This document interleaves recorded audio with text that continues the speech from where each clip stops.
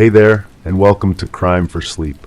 I know you're having trouble falling asleep, so let me keep you company with true crime stories from around the world. Before we dive in, I'm curious, where did you first hear this one? If you enjoy these stories, don't forget to like, comment, and subscribe. Now get comfortable, and let's get into tonight's case. Crime 1, I was halfway through unloading groceries when I noticed the fridge door wasn't sealed. It stood slightly ajar, humming louder than usual.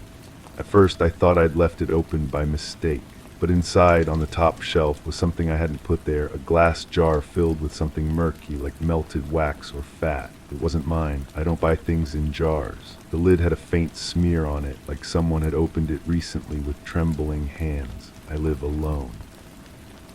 The front door was locked, but something about the kitchen felt recently disturbed. I pulled out my phone to call the police, but then stopped. What would I tell them? Someone broke into my apartment to leave a jar of unidentified substance in my refrigerator. They'd think I was losing my mind. Instead, I set the jar on the counter and stared at it. The liquid inside had separated into layers, something thick at the bottom, clearer toward the top. It reminded me of the science experiments I used to do as a kid, mixing oil and water.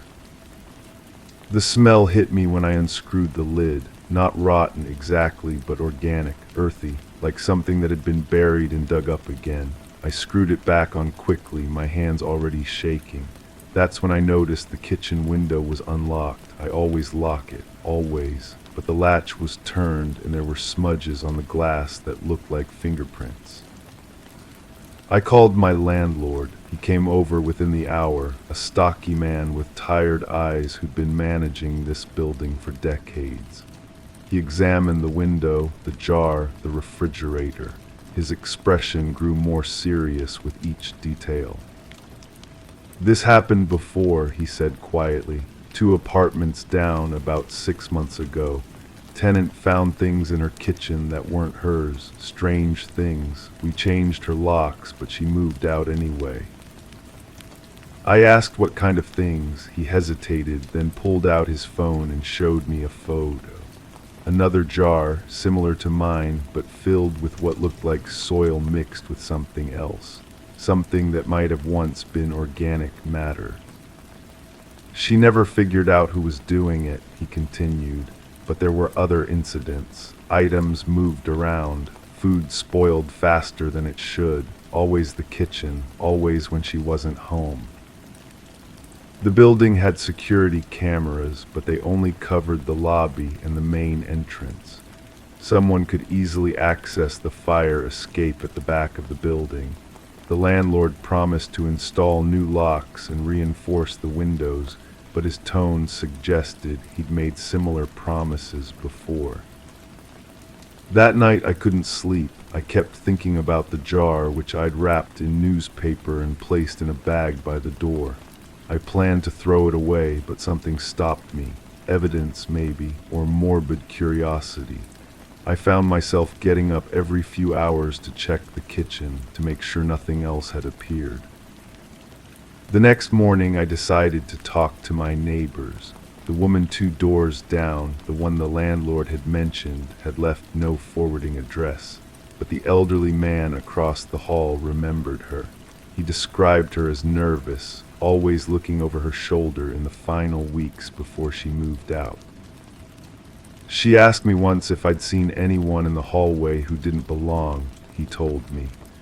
"But this building, people come and go.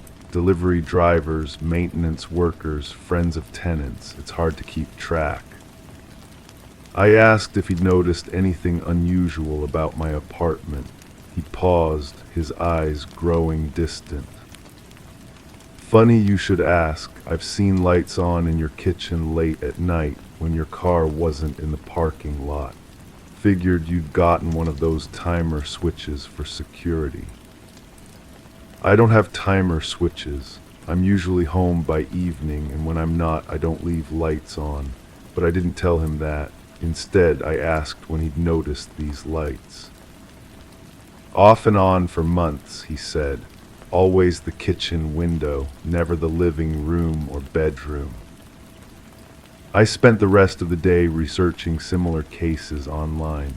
Break-ins where nothing was stolen but items were left behind, psychological harassment, stalking behaviors. The patterns were consistent. Kitchens were often targeted because they represented intimacy, sustenance, the heart of domestic life.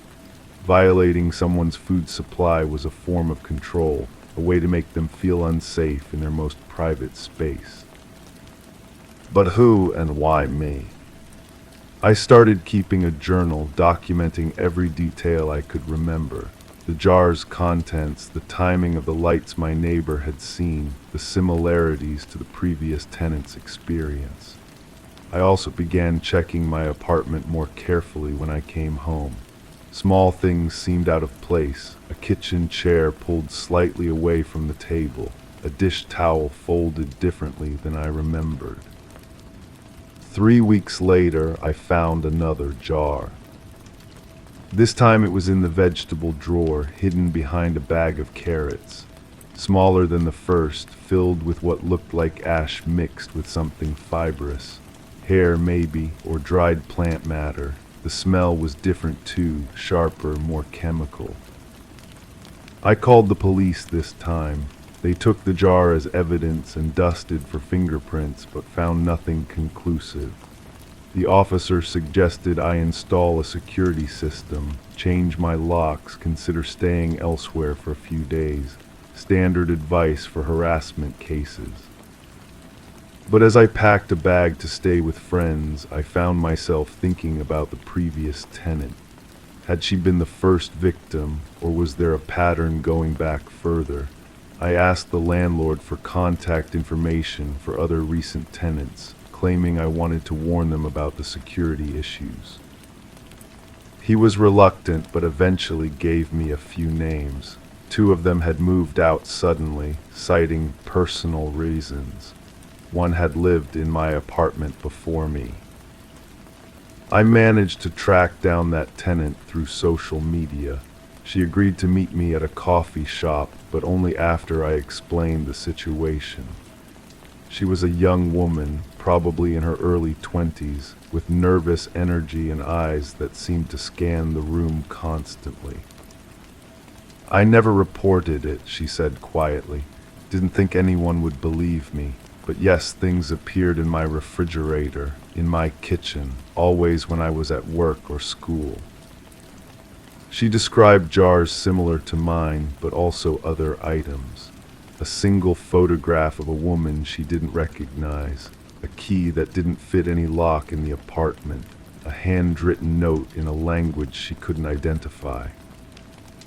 The worst part, she continued, was feeling like someone was watching me, like they knew my schedule, my habits. I started varying my routine, but it didn't matter. They always seemed to know when I'd be gone. She tried to catch whoever was doing it. Hidden cameras, changed locks, even took a few days off work to stay home and watch. But nothing happened when she was there. It was as if her presence alone was enough to keep the intruder away. I think they wanted me to find the things, she said. It wasn't random, it was deliberate. They wanted me to know someone could get in, could violate my space whenever they wanted.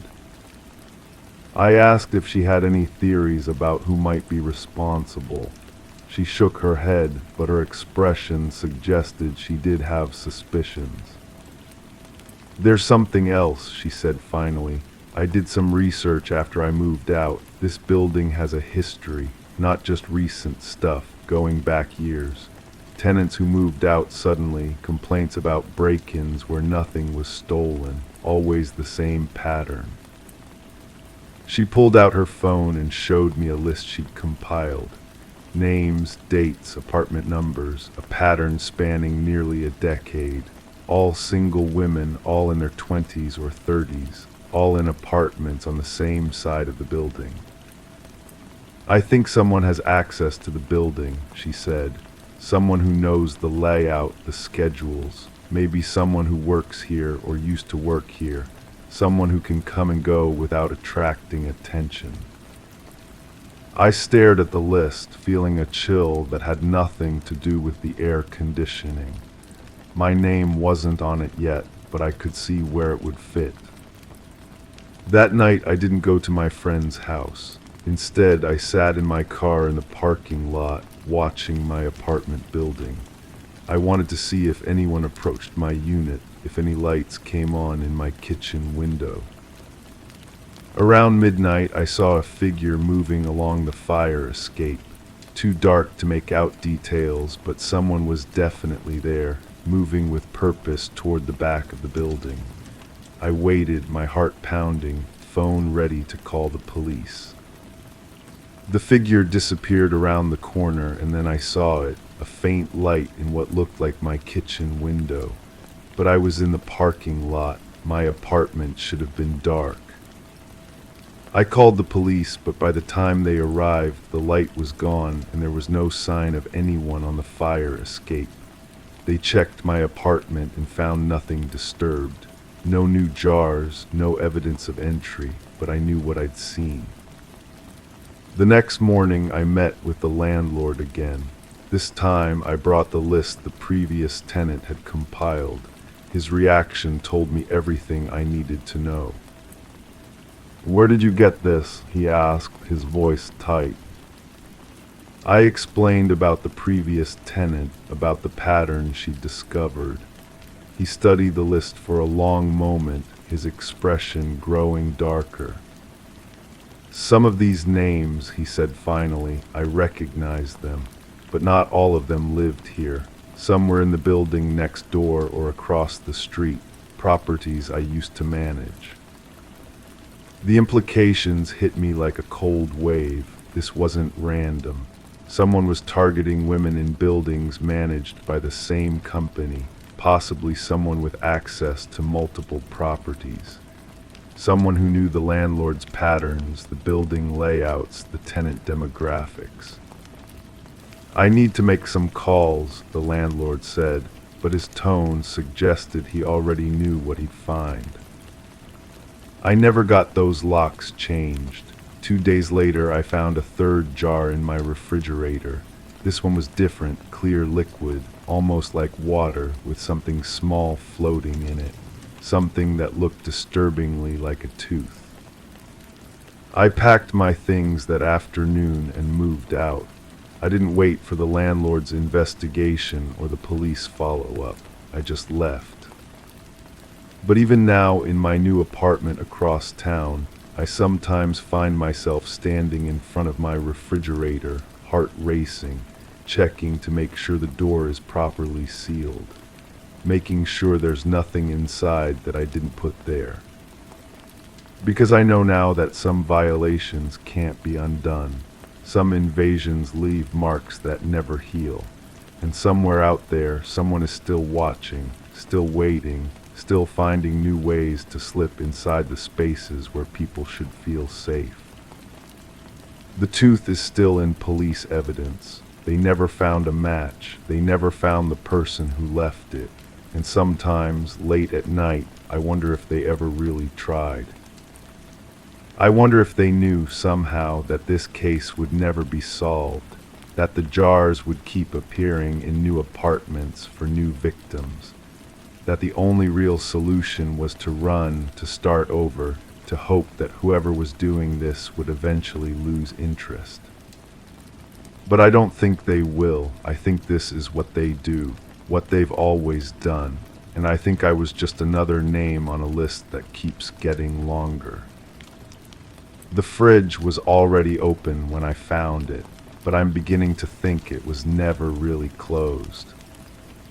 Crime 2, I shaved my head. I have for years. That's why it stood out, the long strands of dark hair tangled in the shower drain. At first, I thought maybe they'd been stuck in there from the previous tenant, but I'd cleaned everything before moving in, scrubbed it down, bleached it twice. I threw the hair out and moved on. Then 3 days later, more appeared, fresh, wet, not mine. I started locking the bathroom door at night, even though no one else should have had a key. But the next morning, the mirror was fogged, and someone had wiped a circle in the center. The landlord claimed no one else had access. His voice wavered when he said it, though. He kept touching his wedding ring, twisting it around his finger while we talked in the hallway. The fluorescent light above us flickered intermittently, casting strange shadows across his face. When I pressed him about maintenance records, about who might have copies of the keys, he said he'd look into it, but his eyes didn't meet mine. I started documenting everything, photographing the hair before disposing of it, measuring the water temperature when I found the mirror fogged. The apartment stayed cold even with the heat turned up, but that bathroom always felt warm, humid, like someone had just finished a long, hot shower. The smell was different too, not the chemical scent of my cleaning products, but something floral, sweet, like the perfume my sister used to wear before she disappeared. That thought crept in without invitation. I hadn't thought about her in months, maybe longer. The case had gone cold years ago. The detective had been kind but honest, without leads, without evidence. There wasn't much they could do. People vanish sometimes. They start new lives. They run from debt, from relationships, from themselves. But she hadn't taken anything with her. Her clothes still hung in her closet. Her toothbrush still sat by the sink. Her car remained in the parking lot. I found myself pulling out the case file I'd kept. Police reports, witness statements, photographs of her empty room. Her long dark hair in every picture, always brushing her shoulders, always catching the light. The same color as what I kept finding in my drain. The same texture when I held it up to the bathroom light, watching it shimmer between my fingers. The building manager finally agreed to meet with me. She was nervous, constantly checking her phone, glancing toward the stairwell like she expected someone to appear. When I asked about the previous tenant, she hesitated, said the apartment had been vacant for months before I moved in. But when I pushed further, asked about maintenance logs, security footage, anything that might explain the intrusions, her story shifted. Maybe it hadn't been empty. Maybe someone had been subletting without permission. Maybe the landlord knew more than he was letting on. I started staying awake, listening. The building settled differently at night, creaking and shifting in patterns that seemed almost deliberate. Footsteps in the hallway would pause outside my door. The elevator would chime softly, even when no one called it, and the bathroom door would rattle slightly, as if someone were testing the lock from the inside. The hair kept appearing, not just in the drain anymore, but on my pillow, wrapped around the faucet handles, caught in the door frame. Each strand felt real, solid, impossible to dismiss as imagination or coincidence. I collected samples, compared them under a magnifying glass to photographs of my sister. The curl pattern matched. The diameter was identical, but she'd been gone for years. This couldn't be hers. Unless someone wanted me to think it was. I discovered the landlord had lied about the previous tenant. Court records showed an eviction proceeding that had never been completed. The case file mentioned a woman who'd been living there without authorization, someone who claimed squatters' rights and fought the removal for months. The description matched my sister's height, her build, but the name was different, an alias maybe. Or maybe I was seeing connections that didn't exist, patterns in chaos, meaning in coincidence. The detective who'd handled my sister's case agreed to meet with me. He looked older, grayer, like the years of unsolved mysteries had worn him down. When I showed him the hair samples, the photographs of my apartment, the building records, he listened without interruption. His expression never changed. Professional skepticism mixed with something that might have been sympathy. He told me things he hadn't shared before, about other missing women in the area, about landlords who rented to people trying to disappear, about the underground networks that helped abused women start over, sometimes without telling their families, sometimes without leaving a trace. My sister had bruises the last time we'd spoken. Old ones, faded but visible. I'd asked about them. She'd changed the subject. But he also told me about obsessed family members, about grief that manifested in strange ways. about people who saw their lost loved ones everywhere, in strangers' faces, in random coincidences, in patterns that existed only in their desperate minds. He'd seen it before. The need to find meaning, to transform senseless loss into a mystery that could be solved. I found myself standing in the bathroom, staring at my reflection in the unfogged mirror. The overhead light cast harsh shadows under my eyes, making me look hollow, desperate. The hair in my hand felt different now. Synthetic, maybe, purchased from a beauty supply store. Planted by someone who knew about my sister, who understood how to manipulate my grief, who wanted me to question my sanity. Or maybe it was real, maybe she'd been living here hiding, surviving. Maybe she'd left these traces deliberately, breadcrumbs for me to follow. Maybe she was still close, still running from whatever had made her disappear in the first place. Maybe she was watching me now, waiting to see if I'd figure it out, if I'd prove worthy of her trust. The landlord called that evening. His voice was different, more careful. He said he'd found something in his files, something that might interest me. When I pressed him for details, he insisted we meet in person. But when I arrived at the building office, it was empty. The lights were off. A note taped to the door said he'd had to leave town unexpectedly. Family emergency. No return date scheduled. I never saw him again. The hair stopped appearing after that. The bathroom stayed cold. The mirror remained clear. But sometimes, in the quiet hours before dawn, I still hear footsteps in the hallway, still see shadows moving under my door, still wake up with the faint scent of floral perfume lingering in the air. The case remains open. My sister is still missing, and I'm still not sure whether I was being haunted by her memory or by someone who wanted me to stop looking for the truth. The only thing I know for certain is that somewhere in this city, someone knows what happened to her. Someone who understands the power of long dark hair and fogged mirrors and the desperate need of a brother who refuses to let go.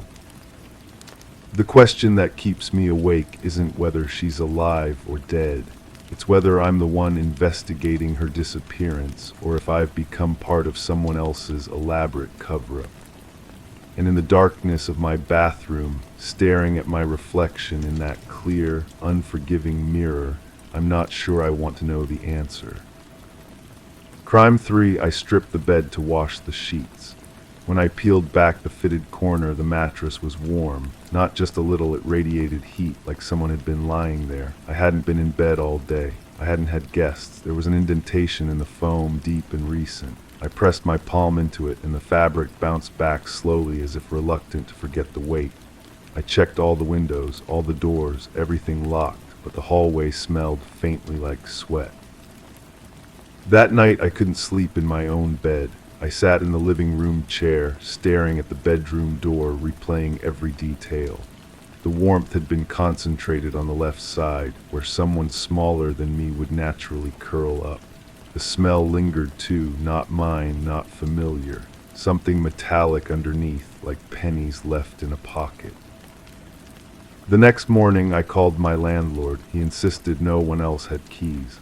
I pressed him about maintenance visits, emergency entries, anything. His voice grew tight. He mentioned the previous tenant had left suddenly mid-lease, no forwarding address. He kept her security deposit because she damaged something in the bedroom wall. When I asked what kind of damage, he went quiet for too long before saying it was just nail holes. I started examining my apartment differently. Behind the headboard I found scratches in the wall plaster. Long, deliberate marks like fingernails dragged against the surface.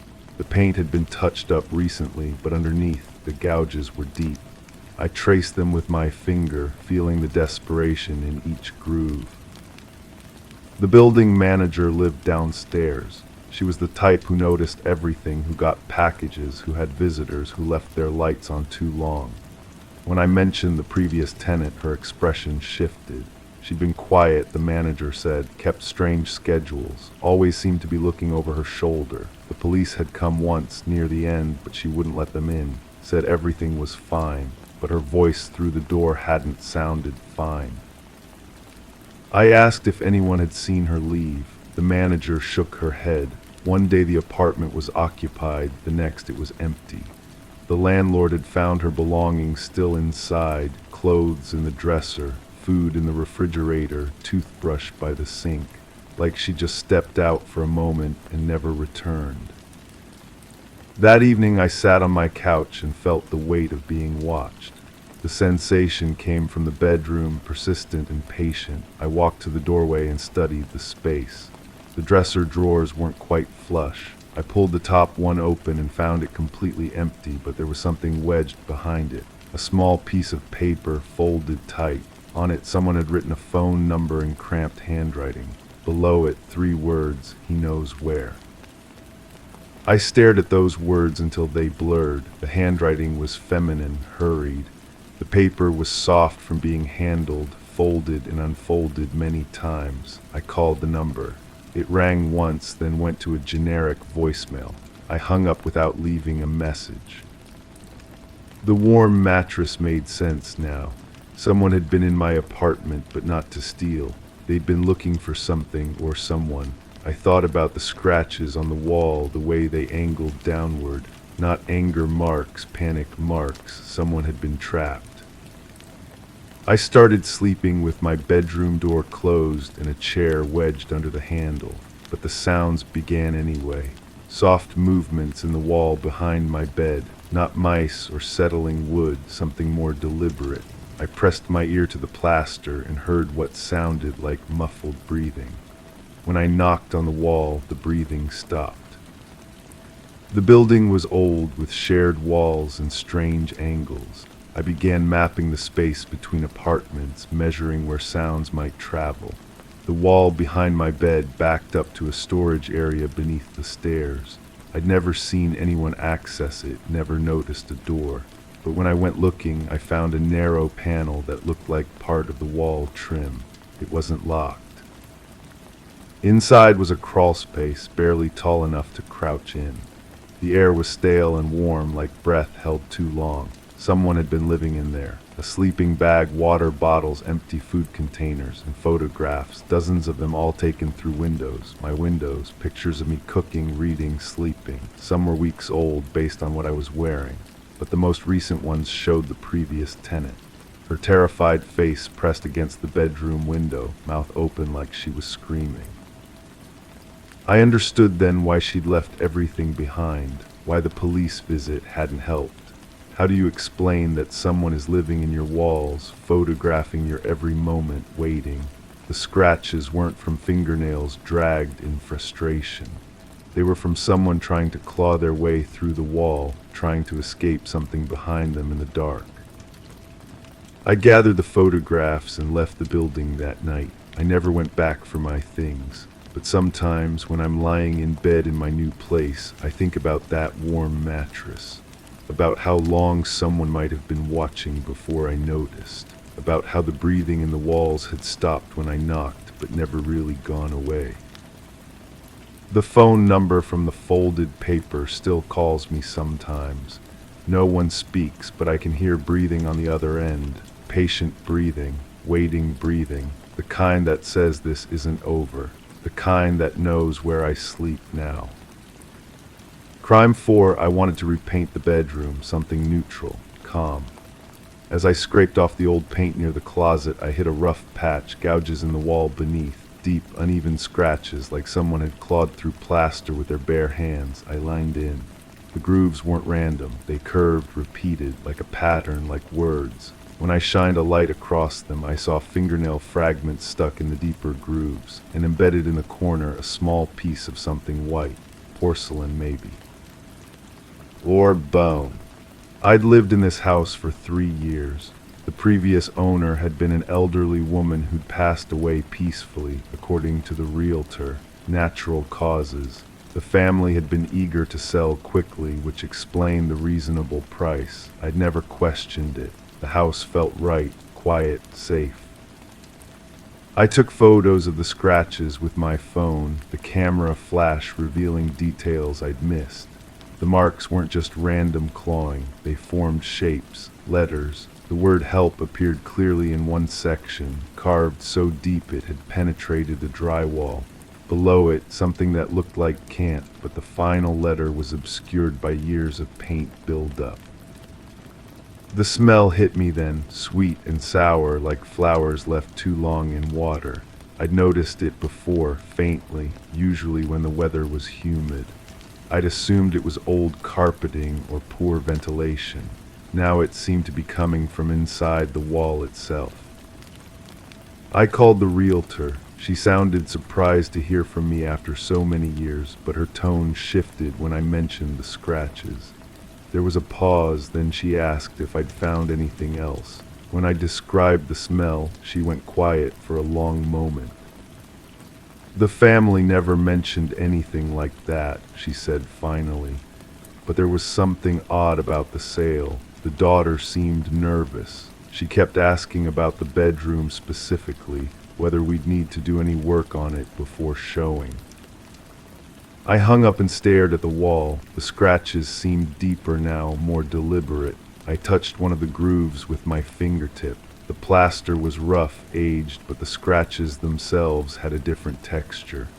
Smoother, like they'd been worn by repeated contact. The next morning I drove to the county records office. The house had changed hands only 3 times in 40 years. The elderly woman had inherited it from her mother, who lived there since the construction. Before that, it had been farmland. Nothing unusual in the public records, but there was a gap in the property tax payments during 1 year. A note in the margin mentioned family complications. I found the daughter's contact information through social media. She lived across the country now, but she agreed to talk.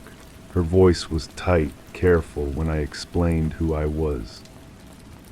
My grandmother loved that house, she said, but toward the end she started talking about hearing things, scratching in the walls. We thought it was dementia. She became obsessed with the bedroom closet, said someone was trapped in there. She'd stand outside it for hours just listening. Did you ever investigate? My mother hired contractors to check for mice, termites, anything that might be making noise. They found nothing, but grandmother got worse. She started clawing at the walls herself, trying to get to whatever she thought was in there. We had to restrain her hands eventually. The line went quiet. I could hear traffic in the background, normal life continuing while we discussed something that felt increasingly abnormal. There's something else, she continued. My great-grandmother's mother, she disappeared for 3 days once. This was back in the 50s. They found her in the bedroom closet, unconscious, dehydrated. She never explained how she got there or why the door had been barricaded from the outside. I hung up and returned to the bedroom. The scratches seemed to pulse in the afternoon light streaming through the window.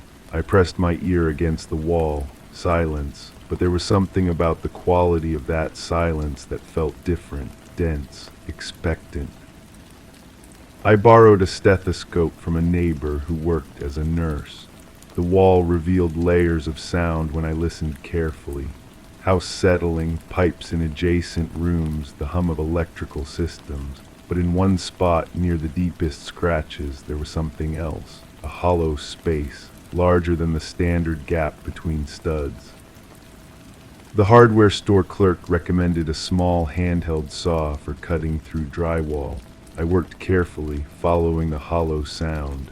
The first cut revealed insulation, normal construction. But as I expanded the hole, my blade hit something hard, not a stud, something flat and smooth. I pulled out chunks of insulation and saw it clearly. A wooden panel deliberately installed behind the drywall. It was old, painted white with a small metal latch, like a door, but there was no handle on this side. The smell became overwhelming as I worked, sweet, cloying, with an undertone of something organic and wrong. I had to step outside twice to breathe fresh air. When I returned, I brought a painter's mask and rubber gloves. The panel was heavier than expected. As I pried it loose, I felt resistance, like something was pressed against it from the other side. When it finally gave way, a wave of stale air rushed out, carrying with it the full force of that terrible smell. The space behind was larger than I'd imagined. Not just a gap in the wall, but a deliberate void, maybe 4 feet deep and 6 feet tall, like a hidden room. And there, in the far corner, I saw them. Bones, small, delicate, arranged in a sitting position against the back wall. The skull was turned toward the opening, as if whoever had been trapped there had spent their final moments watching the sealed entrance. I backed away, my hands shaking. The stethoscope fell from my neck and clattered on the floor. I should have called the police immediately, but something held me back, a need to understand what I was seeing. The bones were old, yellowed with age. Clothing fragments clung to them, a floral pattern that had faded to ghost-pale pastels. And there, scattered around the remains, were more fingernail fragments, evidence of desperate clawing, not at the wall I'd been scraping, but at the wooden panel from the inside. I found a small leather purse near the bones. Inside was a wallet with identification cards and a few personal items. The photograph on the driver's license showed a young woman with kind eyes and a gentle smile. The license had expired decades ago. The police arrived within minutes of my call. They were efficient, professional. They photographed everything, removed the remains carefully, treated the scene with the respect it deserved. The detective who interviewed me was thorough, but seemed unsurprised by what we'd found. "We've seen cases like this before," he said. "Family disputes that got out of hand. Someone gets locked away and forgotten. Sometimes accidentally, sometimes not." But I couldn't shake the feeling that there was more to it. The scratches on the wall weren't just random desperation. They were communication, messages, and they were on the wrong side of the wall to have been made by whoever was trapped in the hidden space. I moved out of the house within a month. The police investigation concluded that the remains were likely those of the missing woman from the 50s, though they couldn't determine exactly how she'd ended up sealed in the wall.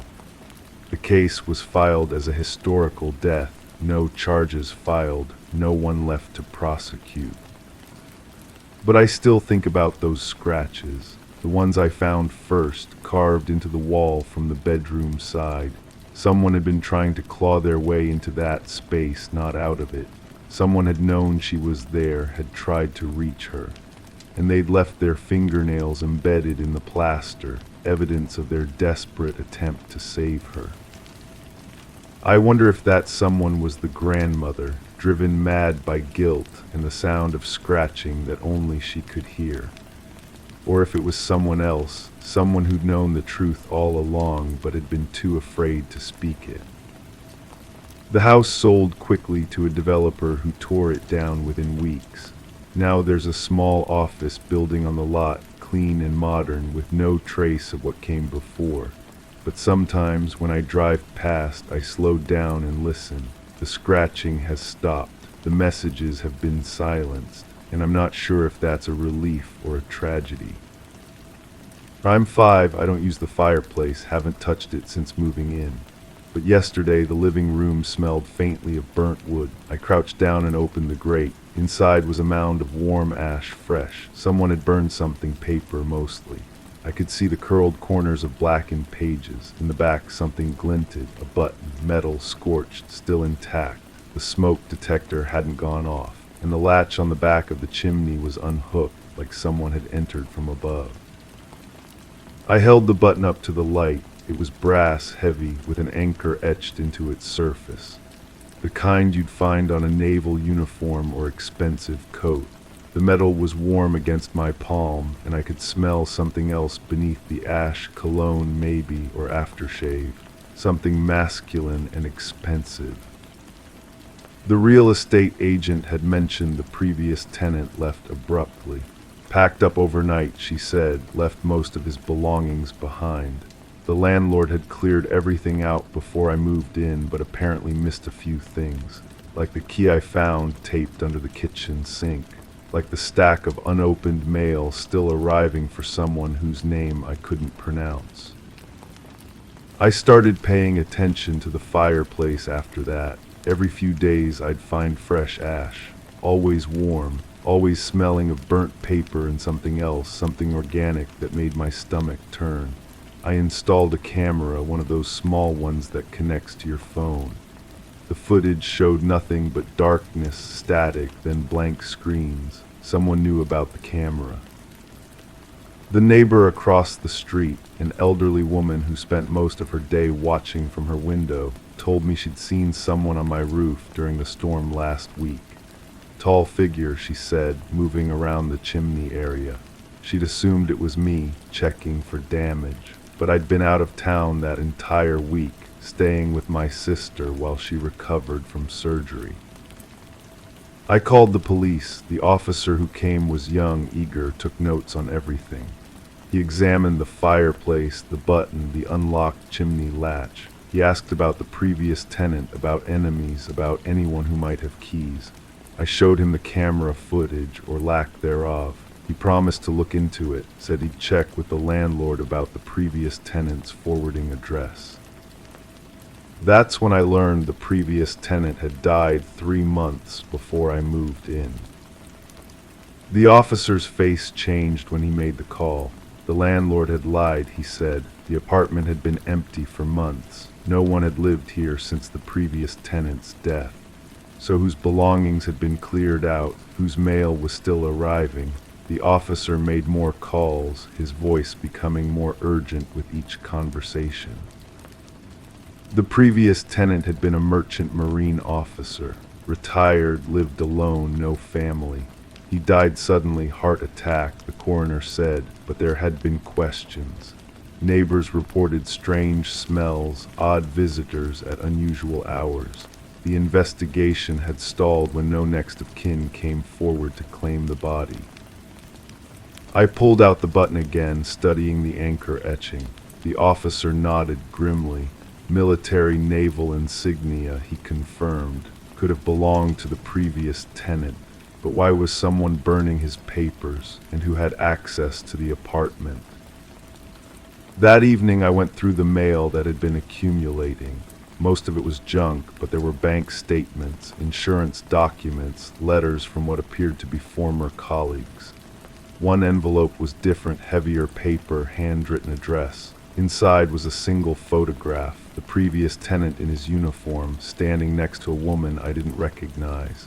On the back, someone had written, "We know what you did." The photograph felt cold in my hands, and I noticed something else. The woman in the picture was wearing a coat with distinctive brass buttons, anchor buttons. One was missing from her coat, leaving a loose thread where it had been torn away. I called the officer back. He arrived within the hour, took the photograph, made more calls. The investigation was being reopened, he said. They'd found similar photographs in other apartments across the city, always sent to previous tenants, always with the same message. Someone was methodically hunting down people connected to the merchant marine officer. The officer asked if I'd noticed anyone watching the building, anyone who seemed out of place. I told him about the elderly neighbor, how she'd seen someone on the roof. He nodded, took notes, then asked something that made my blood run cold. Did I know the elderly neighbor had been dead for 2 months? I looked across the street. The window was dark, had been dark for weeks, but I remembered distinctly the woman at the window, her detailed description of the figure on my roof. I remembered her voice, her concern, her vivid account of what she'd seen. The officer followed my gaze. The apartment across the street had been empty since the previous tenant died, he said. Another sudden death, another person with no family to claim the body. another person who'd received mysterious photographs before disappearing. My hands started shaking. The button felt heavier now, burning hot against my palm. The officer took it as evidence, sealed it in a plastic bag. He asked if I had somewhere else to stay, somewhere safe. I nodded, but I was thinking about the key taped under the sink, about the mail still arriving, about the camera footage that showed nothing but static. As the officer left, he paused at the door. The investigation would continue, he said, but I should be careful. Someone was eliminating people connected to the merchant marine officer, people who might have known his secrets. The photographs, the mysterious deaths, the burned papers, they were all connected. I packed a bag and left that night, but I took the key with me, the one that had been taped under the sink. I had a feeling I'd need it later, when I was ready to learn what the previous tenant had been hiding, when I was ready to understand why someone was so desperate to destroy the evidence of what he'd done.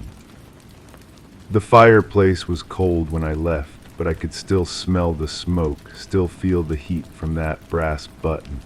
Somewhere in the city, someone was watching, waiting, burning papers that contained secrets worth killing for, and I was the only one left who might be able to stop them. Or maybe I was next. Crime 6, I always keep the same setup in the den, armchair angled toward the bookshelf, lamp slightly to the right. It's habit. I like symmetry. But that night when I walked in, the chair was turned toward the door, not just turned, a perfect 90-degree angle, like someone had been sitting watching the hallway. I hadn't touched it. I hadn't had guests. There were faint depressions in the cushion and a single thread caught on the armrest. I stood still for a long time. I don't remember breathing. The thread was navy blue, wool. I don't own anything wool in that shade. My fingers rolled it between them, feeling the expensive texture. Someone had been here, someone who could afford better fabric than I could. The realization settled in my stomach like cold water. I called the police. The officer who came was young, eager. He walked through my house with heavy boots, touching surfaces I'd never let anyone touch. He asked the standard questions, any signs of forced entry, any valuables missing, anyone who might have a key. I answered honestly, no, no, and no. But after he left, I found myself thinking about the woman who lived here before me, the previous owner. The realtor had mentioned her only once, briefly. A sudden move, they'd said, family emergency. The sale had been rushed, almost desperate. I'd gotten the house below market value because of it. I started paying attention to details I'd overlooked before. The extra deadbolt on the back door, installed recently based on the fresh wood shavings still scattered in the frame. The way certain floorboards creaked when stepped on, as if someone had walked those exact paths many times. The small holes in the walls where picture frames had hung, but in strange places, high up, like someone was trying to watch different angles of the same room.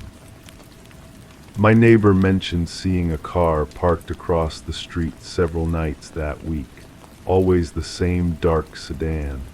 They'd assumed it belonged to someone visiting the family at the corner house, but when they asked, those neighbors said they hadn't expected anyone.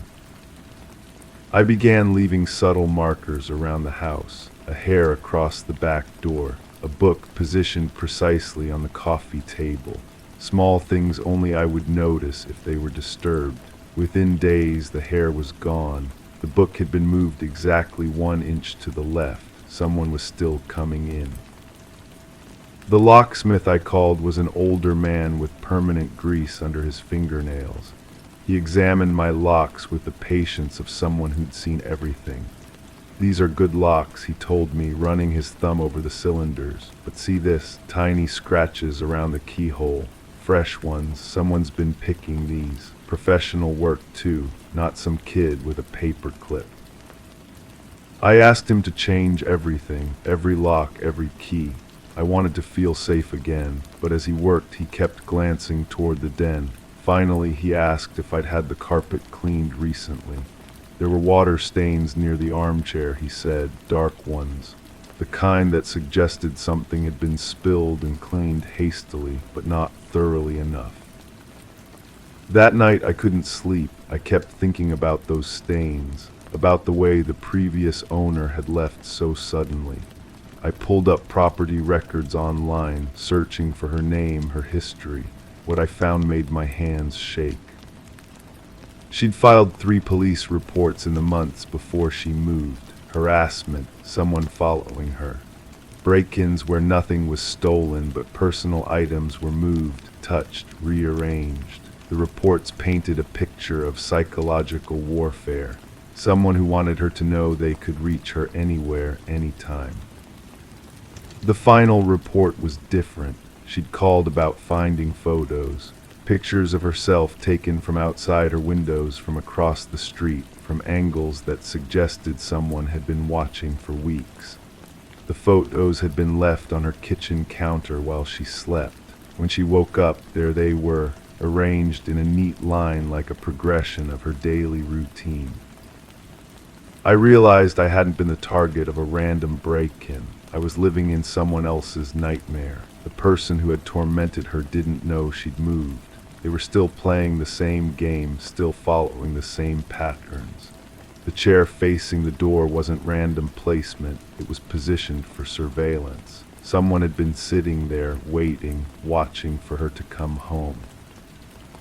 I called the previous owner's number from the sale documents. It had been disconnected. I tried searching for her on social media, in phone directories, anywhere I could think of. She had vanished completely, as if she'd never existed at all. But the game continued. Objects moved in my house daily now. A coffee mug switched from one cabinet to another, curtains drawn when I'd left them open. My toothbrush moved from the right side of the sink to the left. Small violations that made me question my own memory, my own sanity. The breakthrough came when I installed a hidden camera in the den, just a small one tucked behind books on the shelf. I wanted proof. I wanted to see who was doing this to me, to understand why they thought I was her. The footage showed a figure entering through the back door late at night. They moved with familiarity, like they knew every creak of the floorboards. They sat in the armchair for almost an hour, just watching the hallway, waiting. Their face was always turned away from the camera, but their body language spoke of patience, of ritual, of someone who had done this many times before.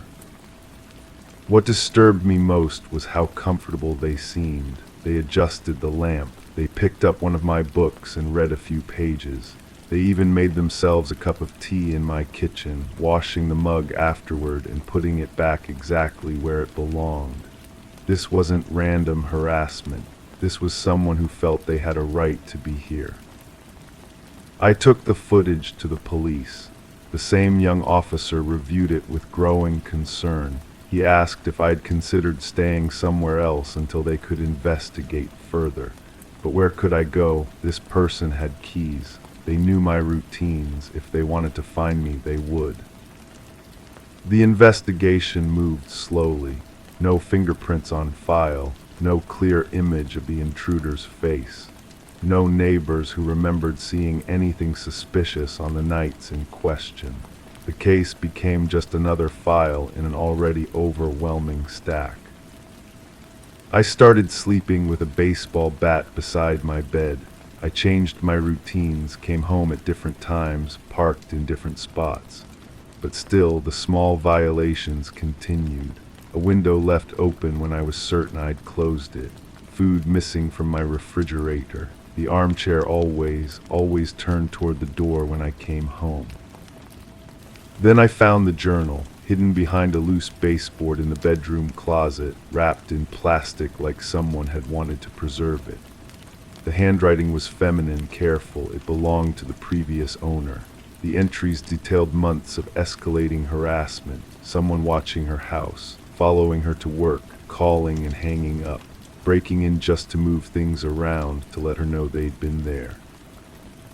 But the final entries revealed something that made my blood run cold.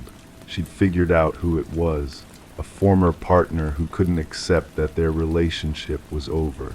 Someone who'd kept a key to the house, who knew her schedule, who decided that if he couldn't have her, he'd make sure she never felt safe anywhere. The last entry was dated the day before she moved. She'd written, "He doesn't know I'm leaving tonight. I've packed everything that matters into my car. I can't tell anyone where I'm going because I don't trust anyone anymore.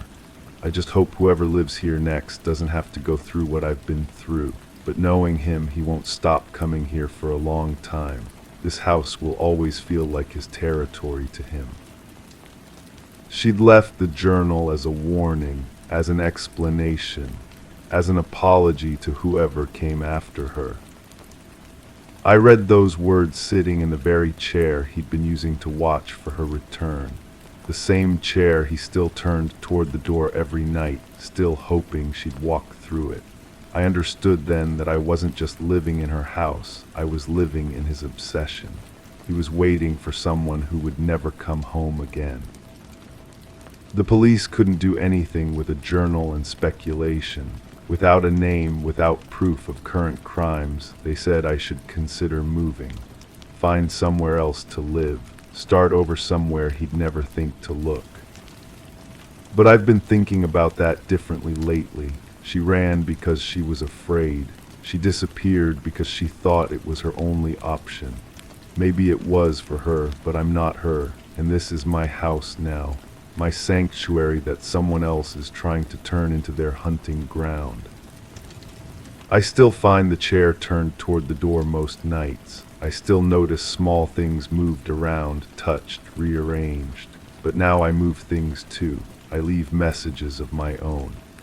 I want him to know that I know he's there, that I'm not afraid, that this game has new rules now.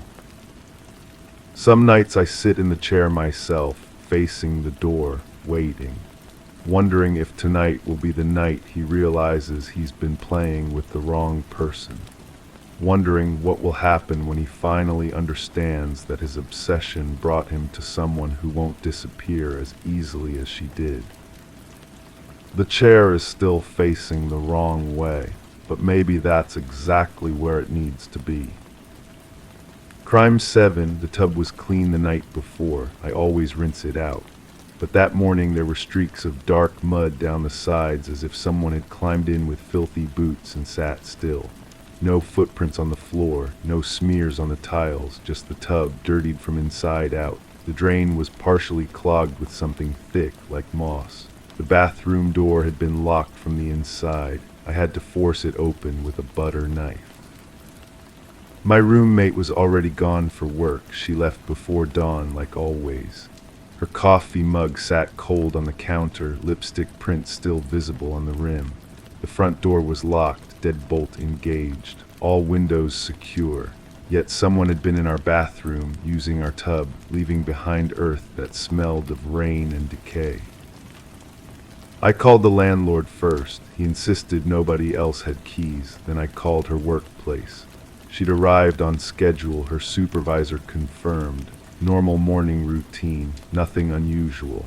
But when I scraped samples of the mud into a plastic bag, my fingers came away stained with something that wasn't quite dirt, something organic that made my skin crawl.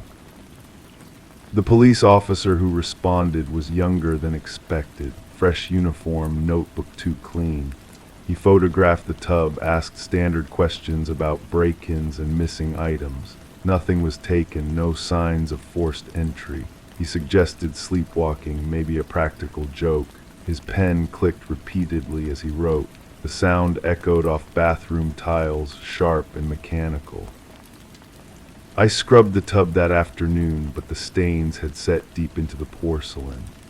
The water ran brown for several minutes. The smell lingered, earthy, wet, with an undertone of something sweet going sour. I bought new cleaning supplies, stronger chemicals that burned my throat and made my eyes water. Still, faint traces remained. My roommate returned home carrying groceries and apologies. Work had been hectic, she explained, dumping bags on the kitchen counter. Canned goods rolled across the surface. When I showed her the photographs on my phone, her face shifted. Not surprise exactly, but recognition quickly buried. She suggested we change the locks anyway, just to be safe.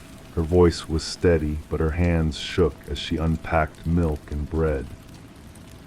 That evening I found her shoes by the back door.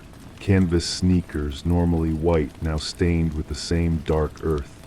When I asked about them, she laughed too quickly. Gardening at her mother's house, she said, helping with flower beds, but her mother lived in a high-rise apartment downtown. No garden, no yard, just concrete and glass. I started paying attention to details I'd previously ignored. The way she showered at odd hours, water running longer than necessary. How she wrapped her hair in towels even when it looked dry.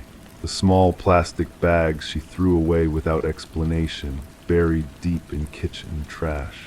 Once I found her standing in the bathroom doorway, staring at the tub with an expression I couldn't read. The building's security camera faced the front entrance. I convinced the landlord to let me review footage from that night. Grainy black and white images showed our usual routine. She left for work as scheduled. I emerged hours later, walking to the corner store. But there was a gap, a 30-minute window where the timestamp jumped forward without explanation.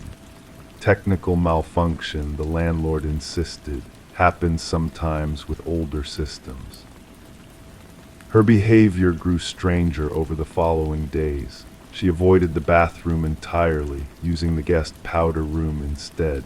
Started showering at the gym, claiming our water pressure was weak. Bought air fresheners that masked the lingering smell but couldn't eliminate it completely. The sweet vanilla scent mixed with decay created something worse than either alone.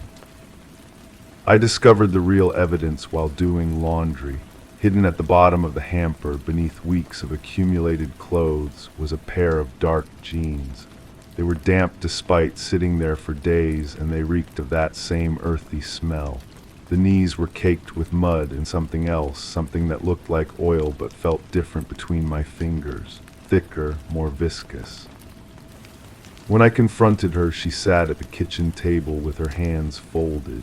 Her explanation came slowly, carefully practiced. She'd been helping a friend move furniture. Late-night job, cash payment. The friend lived outside town, dirt roads, muddy driveway. She'd slipped coming back inside, tracked mud through the house. Panicked about cleaning up, forgot about the bathroom until it was too late. But her friend's number went straight to voicemail. The address she provided didn't exist. And when I checked our car, the one she claimed to have borrowed, the odometer reading hadn't changed. No mud on the floor mats, no dirt in the tire treads, just the lingering smell of her perfume mixed with something else, something organic and wrong. The breaking point came when I found her in the bathroom at dawn, scrubbing the tub with a wire brush until her knuckles bled. She didn't hear me approach, too focused on removing stains that were no longer visible. Her movements were frantic, desperate. When she finally noticed me watching, she smiled with tears streaming down her face. "Just cleaning," she whispered. "Always need to keep cleaning." I moved out 2 weeks later, but the questions followed me. The police never found evidence of a crime, never identified the source of the mud. The case was closed as a domestic dispute, filed away with thousands of other unexplained incidents. My former roommate still lives in that apartment, still uses that bathroom. Sometimes I drive past and see her silhouette in the window, always moving, always cleaning. The truth exists somewhere in the spaces between her words, in the gaps of security footage, in the stains that resurface no matter how much bleach she uses. Some nights I wake up smelling that sweet decay, wondering what really happened in our bathroom, wondering if I lived with someone capable of things I never imagined. The mud told a story, but not one anyone was ready to hear. Crime 8, I woke up to a different kind of light, not the soft yellow I'm used to, but a cold, sterile white that buzzed faintly overhead. I checked the lamp. The bulb was different, same with the hallway light, the bathroom, even the one above the stove. Every bulb had been swapped for another. Brighter, harsher, none of mine. The The packaging for the old ones was gone, and in the trash, under coffee grounds and eggshells, I found the old bulbs wrapped carefully in tissue, each one broken, shattered at the base. The weight of that discovery settled into my chest like cold water. Someone had been inside my home while I slept. Someone had methodically unscrewed every light fixture, replaced each bulb, and disposed of my old ones with surgical precision. The tissue wrapping suggested care, almost tenderness, as if the intruder wanted to preserve something fragile even while destroying it. I called the police. The officer who arrived was young, with tired eyes that barely registered concern. He walked through each room, noting the new bulbs, the broken ones in the trash. His pen scratched against the report pad, but I could tell he was going through motions.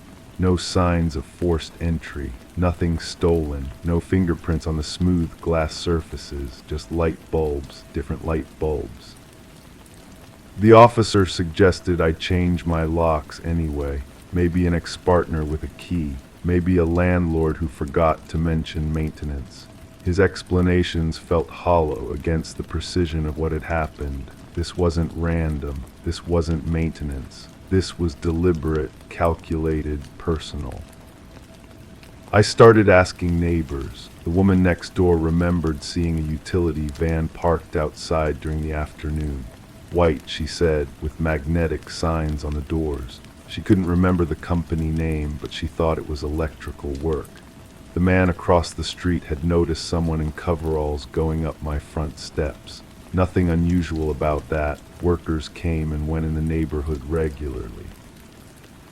But when I checked with the power company, they had no record of any scheduled work, no maintenance requests, no service calls logged for my address. The hardware store clerk recognized me when I came in asking about light bulbs.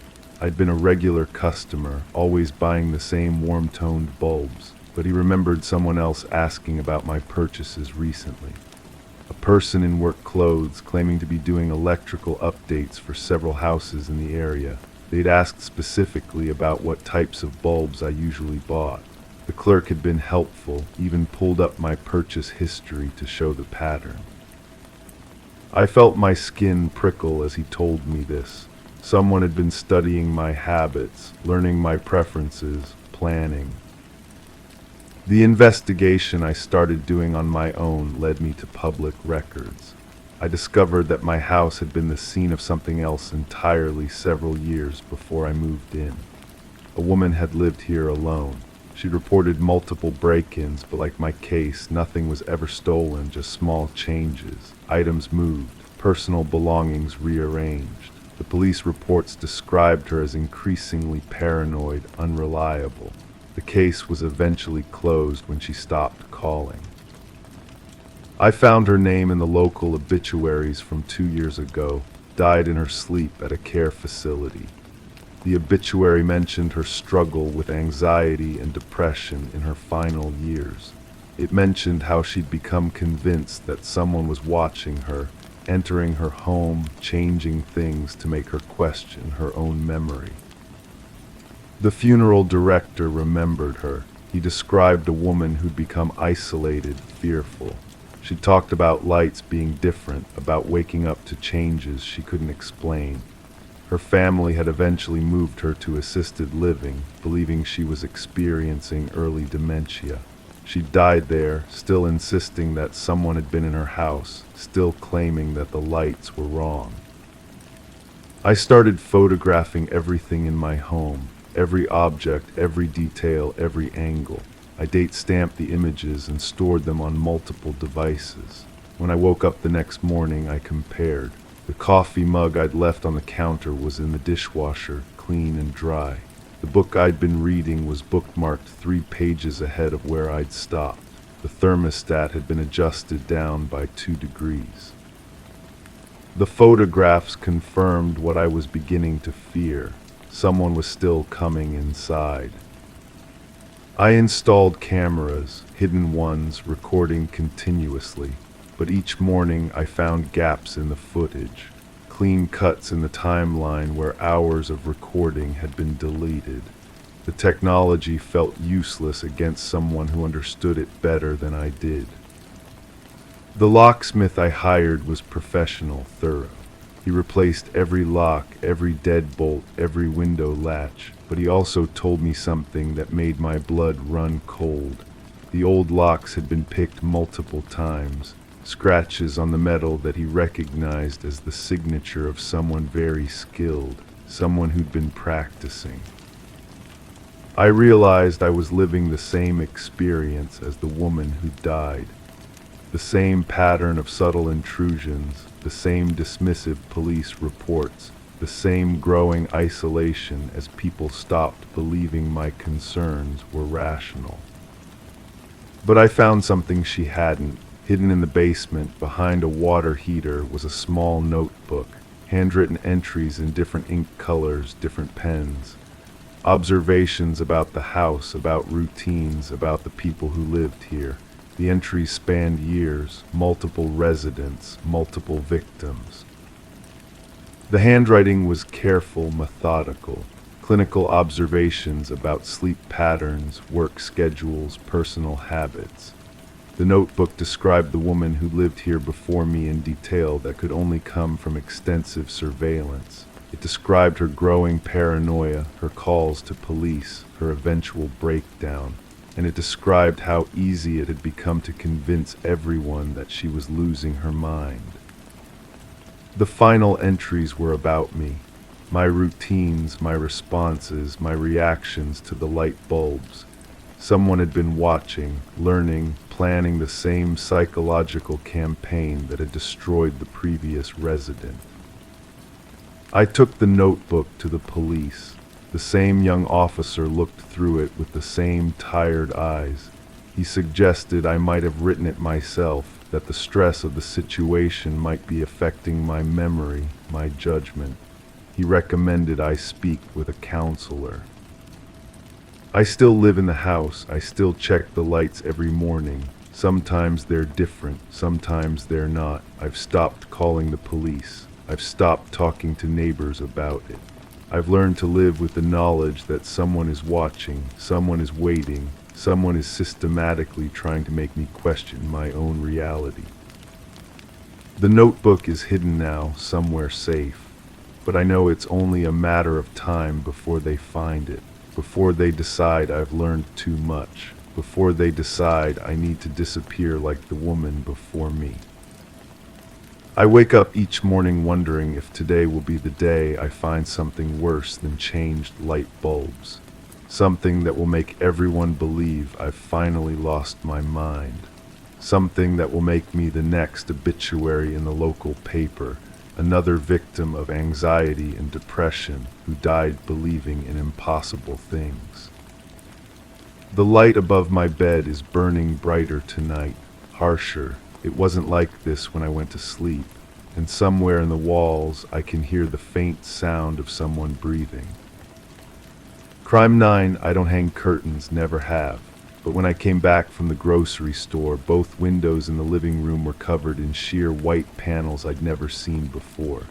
Perfectly measured, dust-free, freshly pressed. I froze in the doorway listening. Nothing. The curtain rods weren't mine. The screws in the wall were new. I checked the locks. Nothing broken. Then I found the hammer in the kitchen drawer, still warm to the touch. The receipts from that day tell a different story than my memory. Grocery items, yes, but also hardware store purchases. Curtain rods, white panels, installation screws. My signature on the credit card slip, though I don't remember writing it. The cashier's handwriting on the receipt says customer seemed confused about measurements, but I never talked to any cashier. I called my sister. She'd given me a spare key after my accident, the one that left gaps in my memory like missing puzzle pieces. She swore she hadn't been to my house. Her voice carried that careful tone people use when they're not telling the complete truth, but I couldn't pinpoint what she was hiding. The curtains bothered me for weeks, not just their presence, but their quality, expensive fabric, professional installation. Someone had taken time, cared about the details. I started checking other things in the house, small changes I might have missed. The coffee mugs were arranged differently. Books on the shelf had been moved. My bedroom closet smelled like a perfume I didn't recognize, something floral and heavy, like jasmine mixed with something medicinal. The detective assigned to my case returned my call eventually. She'd been handling break-ins in the neighborhood, though mine didn't fit the pattern.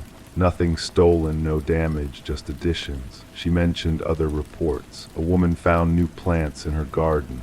A man discovered fresh groceries he didn't remember buying. All of them had experienced head injuries in recent months. All of them lived alone.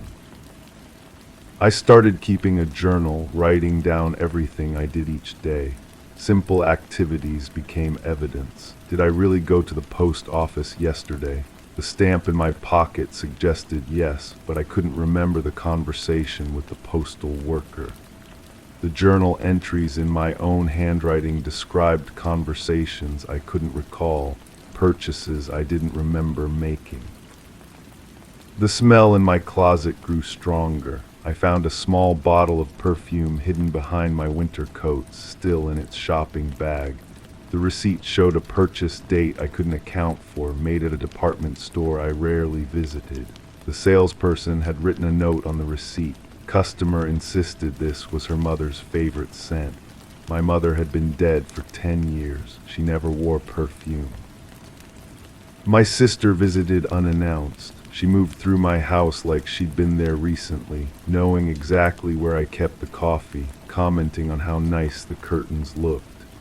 When I pressed her about the spare key, she claimed she'd returned it weeks ago, left it under the flower pot by the front door, but I'd checked that spot countless times. No key. The journal revealed patterns. Blank periods in my memory coincided with new additions to the house. A throw pillow that appeared on my couch, fresh flowers in a vase I didn't own, groceries that materialized in my refrigerator. Each item was something I might have bought, chosen with intimate knowledge of my preferences, but the timing never matched my memories. I confronted the hardware store clerk who'd sold me the curtain supplies. He remembered me clearly, said I'd been very specific about the measurements, had even brought photos of my windows. I asked to see the security footage from that day. My own face stared back at me from the grainy recording, methodically selecting items, speaking to the clerk with confidence I didn't remember feeling. But something in my expression looked wrong, vacant, like I was following a script I couldn't quite remember. The detective called back with news about the other cases. All had been resolved, she said. The victims had simply been experiencing memory issues related to their injuries, doing things they couldn't recall. Normal healing process, according to the doctors. But her voice carried the same careful tone my sister used, and she hung up before I could ask more questions. I found the medical records in my own filing cabinet, documents I didn't remember requesting. Brain scans showing areas of damage, doctor's notes about temporary amnesia, recommendations for supervised care during recovery. But the dates on the papers didn't match my memories of when the accident happened. According to these files, I'd been in treatment for months longer than I believed. The perfume bottle in my closet was nearly empty now, though I'd never opened it. The curtains had been washed recently. I could tell from how they hung, but I didn't remember doing laundry. My sister's phone went straight to voicemail when I called. The detective's number had been disconnected. I sit in my living room now, watching how the light filters through those white curtains, casting shadows that seem to move when they shouldn't. The journal beside me contains entries in my handwriting describing activities I can't remember, conversations with people whose faces I can't recall. The hammer in the kitchen drawer has been used recently. I can tell from the fresh scratches on its surface. The truth sits at the edge of my consciousness like a word I can't quite remember, something important I'm supposed to understand but can't quite grasp. The curtains hang perfectly straight, professionally installed by someone who knew exactly what they were doing. Someone who had unlimited access to my house, my belongings, my life. someone who understood my preferences better than I understood them myself. And in the growing darkness, with those white curtains glowing in the streetlight outside, I'm beginning to suspect that someone might have been me all along. Story 10. The gentle current flowed languidly that serene morning, the water reflecting the sky like a polished mirror. The fisherman's boat glided effortlessly, barely disturbing the glassy surface. Lost in the tranquility of the moment, he almost missed the sight of a peculiar object bobbing near the shore, a solitary suitcase, abandoned and adrift. Initially dismissing it as discarded debris, he felt a tug of curiosity compelling him to investigate further. As he drew closer, a pungent odor assaulted his senses, thick and oppressive, impossible to ignore. The suitcase, wrapped in chains and weathered by time, exuded an air of mystery and foreboding. With a sense of trepidation, he watched as authorities pried open the rusted case, revealing a macabre tableau within. Instead of clothes, the interior held a macabre surprise, a tangle of hair, fingers frozen in a silent grip of terror. Nestled at the bottom, a haunting note whispered cryptic words, "This isn't the first."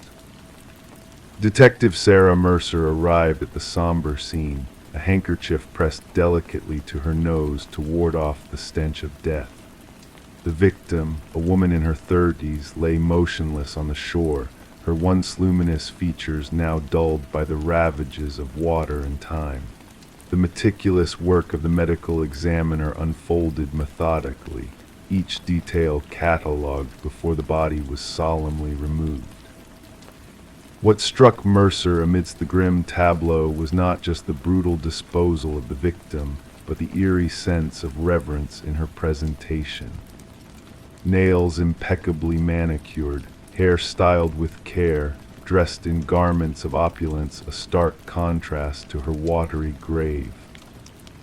"It wasn't a hasty act," Mercer murmured softly, her gaze fixed on the lapping waters.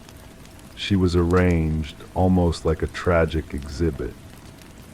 Identified as Catherine Walsh, a successful real estate agent renowned for her expertise in high-end properties, the victim's life unraveled in the wake of her demise. Divorced, childless, she inhabited a solitary existence in an affluent enclave. Her colleagues painted a portrait of a driven, meticulous professional with a penchant for privacy.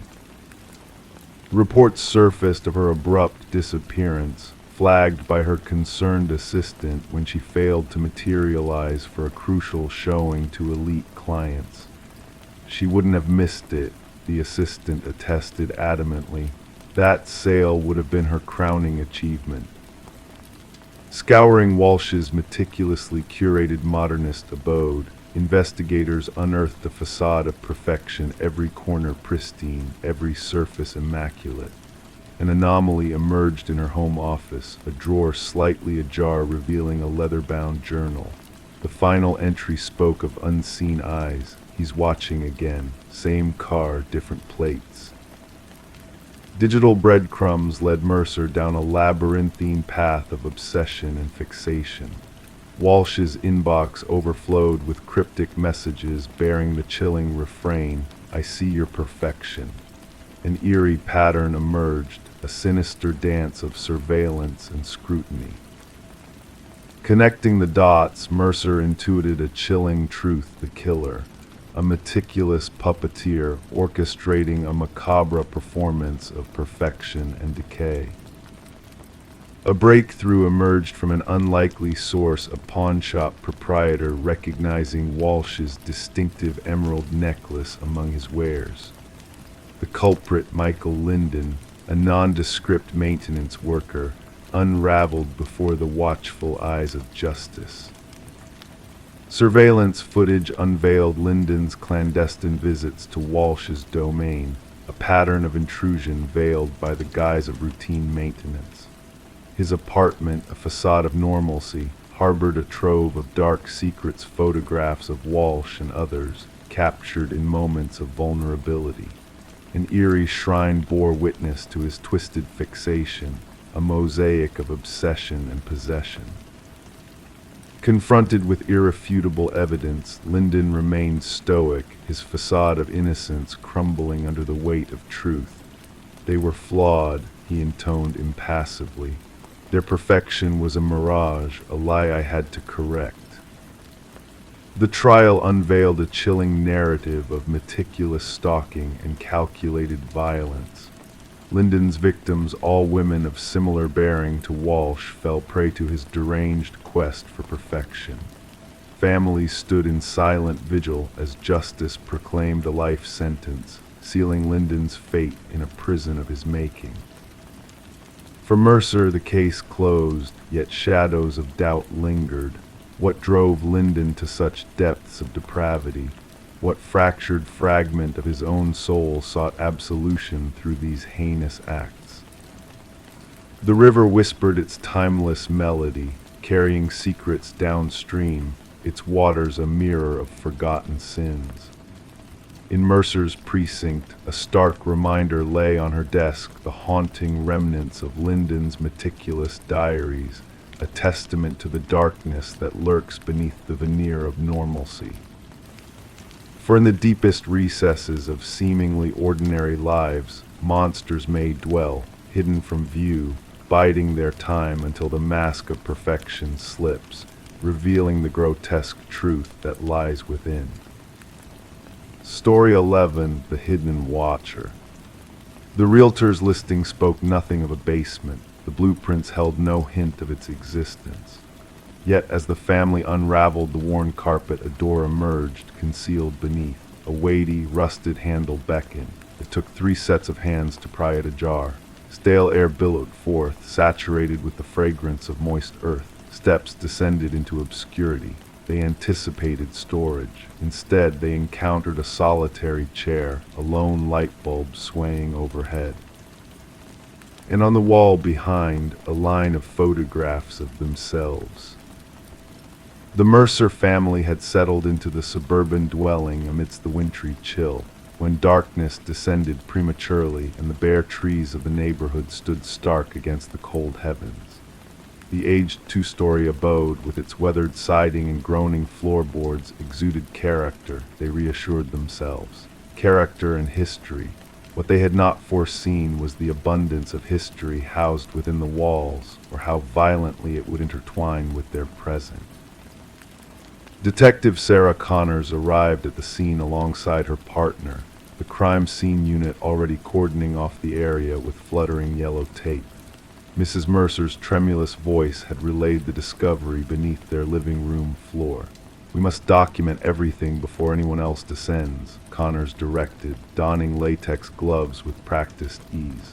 The camera flashes sporadically illuminated the stairwell as the forensic team captured the scene.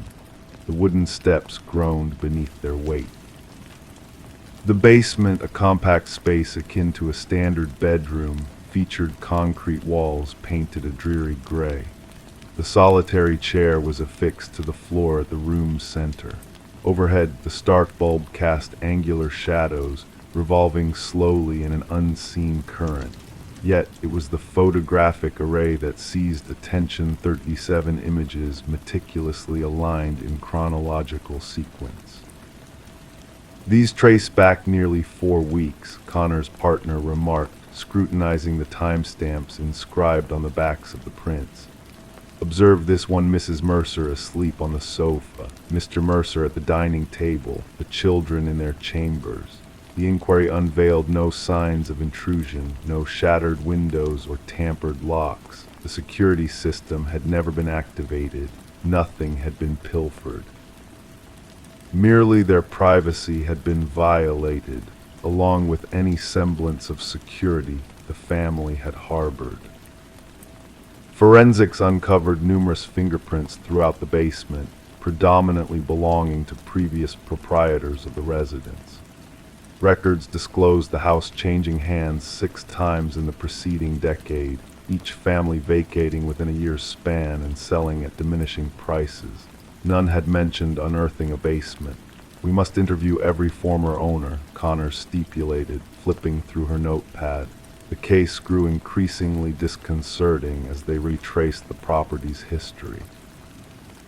Property records unveiled discrepancies, blueprints tampered with between transactions, permits submitted then retracted, inspection reports with extensive redactions.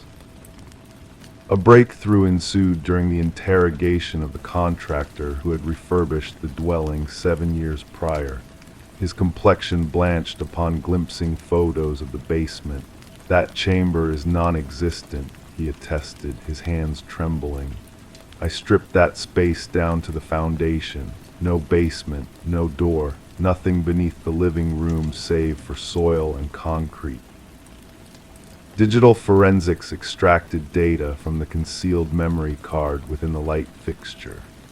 Myriads of additional images bedecked their evidence boards, not solely of the Mercers, but of previous families, offspring slumbering, guardians quarreling, intimate instants, mundane routines, all captured by an unwelcome observer. The investigation veered into murkier realms upon the retrieval of audio files from a weatherproof container buried in the basement's corner. Voice recordings of dialogues within the master bedroom, the kitchen, the living area. The audio quality hinted at sophisticated microphones secreted throughout the abode, though none were discovered during the initial search. "We must dismantle every wall," Connors directed, her tone taut with urgency. "Inspect air vents, light fixtures, electrical outlets. The perpetrator has been observing these families for years." Beyond the photographic barrier, investigators unearthed a slender passage leading to a modest monitoring station. A desk, a chair, a laptop linked to an array of wireless cameras, and a journal, its pages teeming with meticulous observations of each family that had inhabited the residence. Their routines, their schedules, their disputes, their vulnerabilities. The script mirrored samples from the home's original builder, a man christened Edward Kelvin. Records indicated his demise during the house's construction, an aspect that grew increasingly dubious as the investigation unfurled. No death certificate had been filed, no obsequies arranged. Edward Kelvin had simply vanished from public records. The final entries within the journal escalated into a frenzy. Phrases like "they never looked down" and "they never see me" recurred incessantly. The ultimate page bore a solitary sentence: "The next family arrives tomorrow."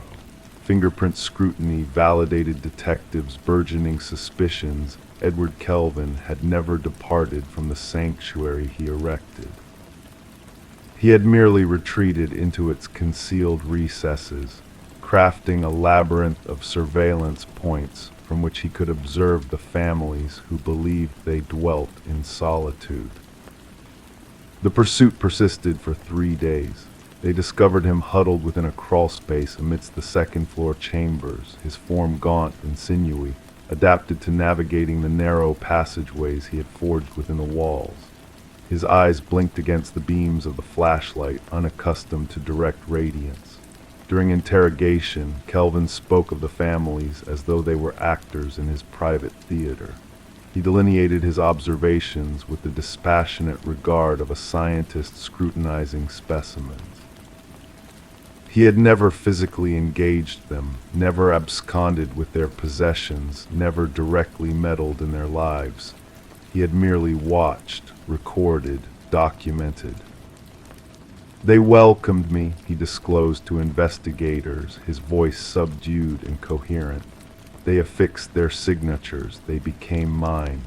The psychological evaluation affirmed Kelvin's affliction with severe delusions, perceiving himself as a custodian of the abode rather than an intruder. The families were transient guests in what he deemed his eternal abode. The Mercer family never revisited the premises. Like their predecessors, they abandoned their effects, seizing solely what they could transport in valises. The residence languished unpopulated as the case navigated through the judicial system. The trial unveiled the full scale of Kelvin's surveillance network, concealed chambers accessible solely through crawl spaces, observation points integrated into the structure itself, meticulously planned ere the initial brick was laid.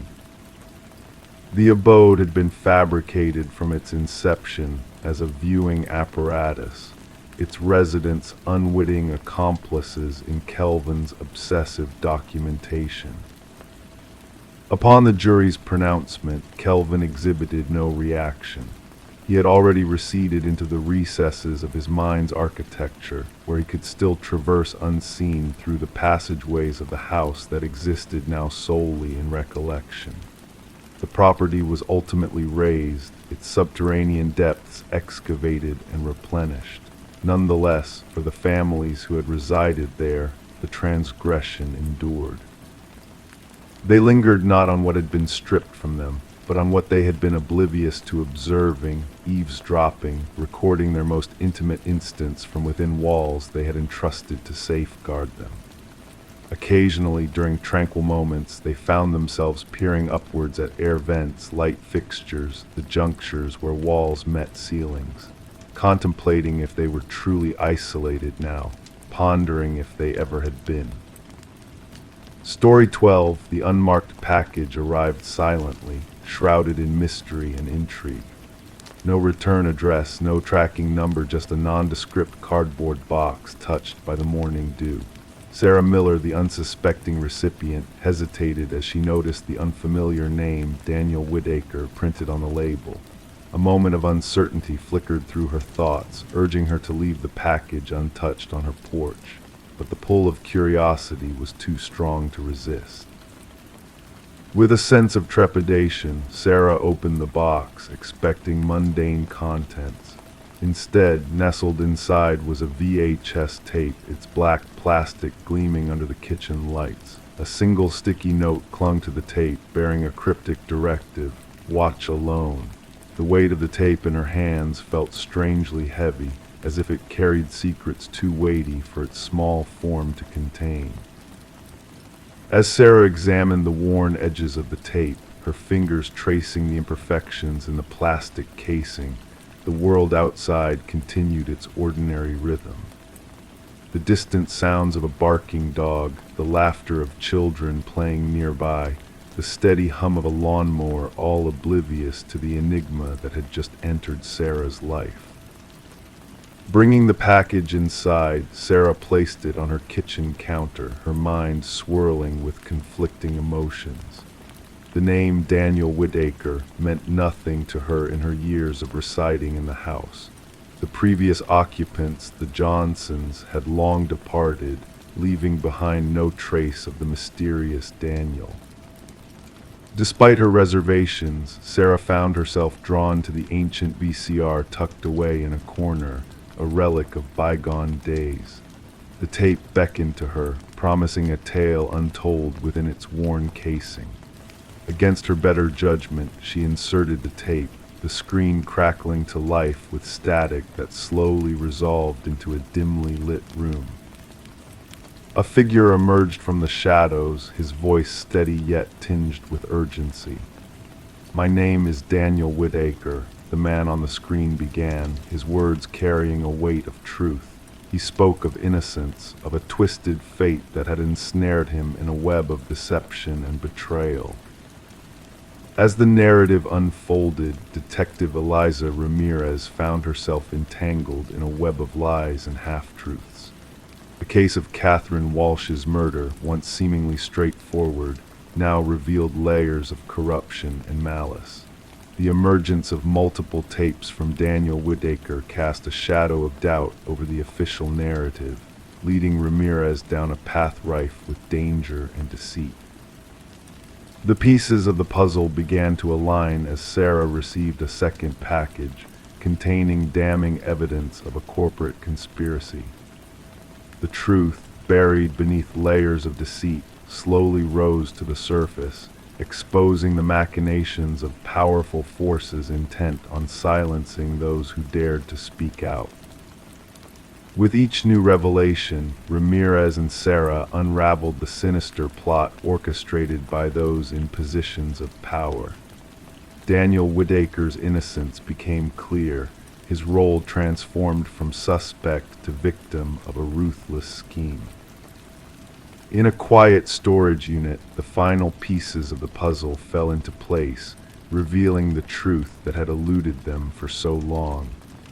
Justice, though delayed, arrived in the form of undeniable evidence and unwavering determination.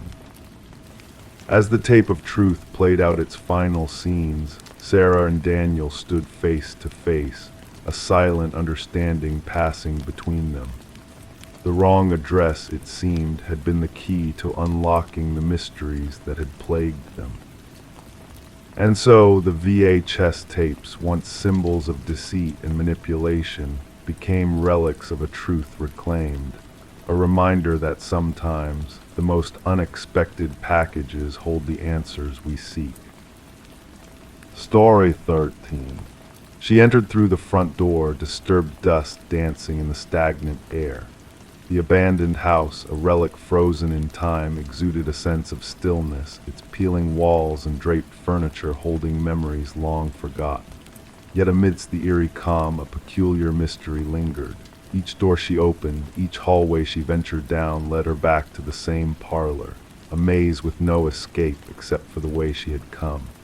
But when she turned to retrace her steps, the front door had vanished into thin air. The revelation of Morgan Pierce's lifeless form elevated the deserted Victorian from a mere curiosity to a scene of crime. Detective Sarah Lynn stood at the threshold, observing as forensic experts moved silently through the dimly lit rooms like specters. Once known for its unsettling reputation among locals where compasses spun inexplicably and whispers of being watched circulated the house, now harbored secrets far darker than mere folklore. The initial assessment suggests she passed 3 days ago, the medical examiner murmured, his words barely audible. The cause appears to be asphyxiation. Morgan was discovered seated in an antique chair in the parlor, her demeanor serene as though expectant. No signs of struggle, no marks of defense. The scene emitted a chilling tranquility that even seasoned investigators found disconcerting. Who discovered the body? Lind inquired, flipping through her notes. A real estate agent showing the property to potential buyers, her partner replied. They stumbled upon her seated there, initially mistaking her for a trespasser until they drew closer. The house had remained uninhabited since the passing of its previous owner, Eleanor Blackwood, nearly 5 years earlier. Legal disputes had left the property in a state of neglect, unwanted, unsold, and fading from memory, except for the occasional trespasser or thrill seeker. Morgan Pierce, a 26-year-old graduate student delving into architectural anomalies for her thesis, possessed a meticulous nature and an insatiable curiosity for spaces that defied conventional norms. The abandoned Victorian, renowned for disorienting visitors, held an irresistible allure for her. Her roommate reported her missing 2 days prior, Lind noted. Morgan had mentioned visiting the house where people get lost for her research. Investigations unveiled Morgan's frequent visits to the house in the weeks leading to her demise. Her journal entries chronicled peculiar acoustic phenomena, sudden drops in temperature, and doors that seemed to lead to different places with each opening. In her final entry, she alluded to bringing specialized equipment to capture what she termed spatial inconsistencies. Yet this equipment remained nowhere to be found. Autopsy findings unveiled an unexpected detailed traces of a rare alkaloid in Morgan's system, derived from a plant associated with certain shamanic practices. While the substance was known to induce disorientation and vivid hallucinations, the amounts present were insufficient to be fatal. She wasn't one to indulge in recreational substances, her boyfriend insisted during interrogation. Morgan held her research methods in high regard. She wouldn't have compromised her perception intentionally. Deleted messages retrieved from Morgan's phone hinted at conversations with an individual sharing her fascination with the house, a person who purported to grasp its enigmatic nature. The exchanges grew progressively intimate and cryptic. The house retains its memories, one message disclosed. It seeks to reveal itself to someone. The trail led detectives to Adam Reeves, an architectural historian who had engaged in correspondence with Morgan. His expertise in rare spatial phenomena had captivated her interest, evolving their professional bond into a more personal connection. When questioned, Reeves appeared genuinely devastated by her passing. "The house carries a reputation," he explained. The original architect wove optical illusions and false perspectives into its design, intending to perplex and bewilder.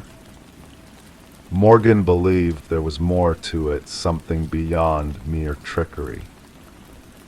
However, Reeves possessed a solid alibi for the estimated time of Morgan's demise. Surveillance footage depicted him delivering a lecture at a university symposium located several hours away. A breakthrough emerged from an unexpected source: Alina Blackwood's grandson, now residing overseas. Contacted by investigators, he disclosed a long-held family secret. "My grandmother wasn't the sole Blackwood to meet her end in that house," he divulged. Others followed, always discovered in the parlor, always appearing tranquil. The family referred to it as the claiming.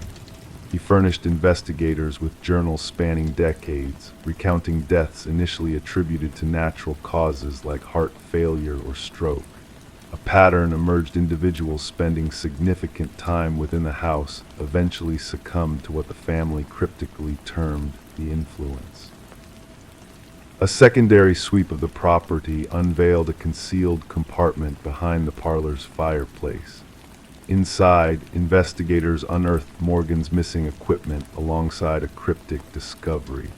A small chamber housed artifacts from diverse indigenous cultures, meticulously arranged in a geometric formation. At its center sat a weathered figurine, embodying a deity associated with liminal realms, thresholds between worlds.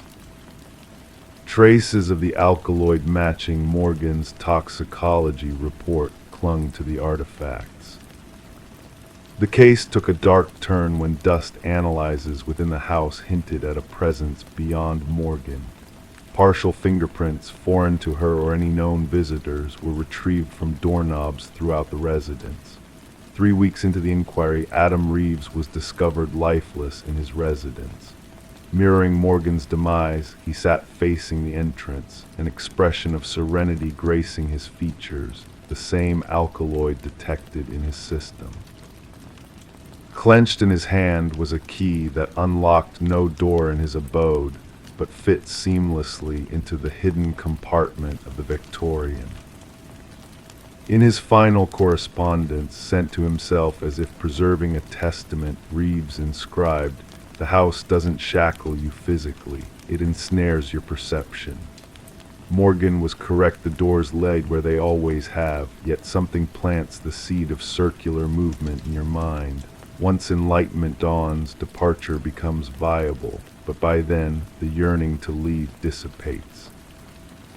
The case remains officially open, classified as suspicious fatalities under scrutiny. The Victorian now stands condemned, its access restricted by authorities. Nonetheless, whispers persist of spectral lights flickering within on certain nights, and of visitors who vanish within its walls. Some locals posit that the house seizes those who delve too deeply into its enigmatic nature. Others speculate that Morgan and Reeves unearthed a force ancient and potent, one existing within the interstices of conventional reality. The truth remains as elusive as an exit within a house where every door leads back to the beginning. Story 14. The apartment sat in silence, untouched by life for months on end. When the new tenants crossed its threshold, they carried with them no great expectations, only the anticipation of dust settling on forgotten furniture. Yet one door stood defiantly closed, its secrets concealed behind a stubborn lock. It was a mere closet, nothing more, so they thought, until the moment the landlord summoned the strength to force it open, revealing a sight that sent shivers down their spines. Inside, the walls bore witness to a haunting tale etched in deep, uneven scratches, a silent plea for freedom etched into the very wood. In the corner lay an antiquated flip phone, its screen still aglow with a single unread message, a spectral whisper of the past. Detective Morgan Shaw, seasoned in the art of unraveling mysteries, felt a chill crawl up her spine as she surveyed the scene before her. It wasn't the absence of blood or violence that unnerved her, but the palpable sense of desperation that lingered in those scratch marks, a silent scream for help trapped in a confined space. Forensics now, she instructed her partner, Officer Reed, who diligently captured the evidence on film, and bring me the records of the previous tenants. The cryptic message on the phone simply stated, "I know what you did." The landlord, a man perpetually on edge with clammy palms, recounted how the previous tenant, a quiet young woman named Emma Caldwell, had vanished without a trace, leaving behind unpaid rent. "She kept to herself, caused no trouble," he muttered, his gaze skirting the closet as if afraid of what lurked within.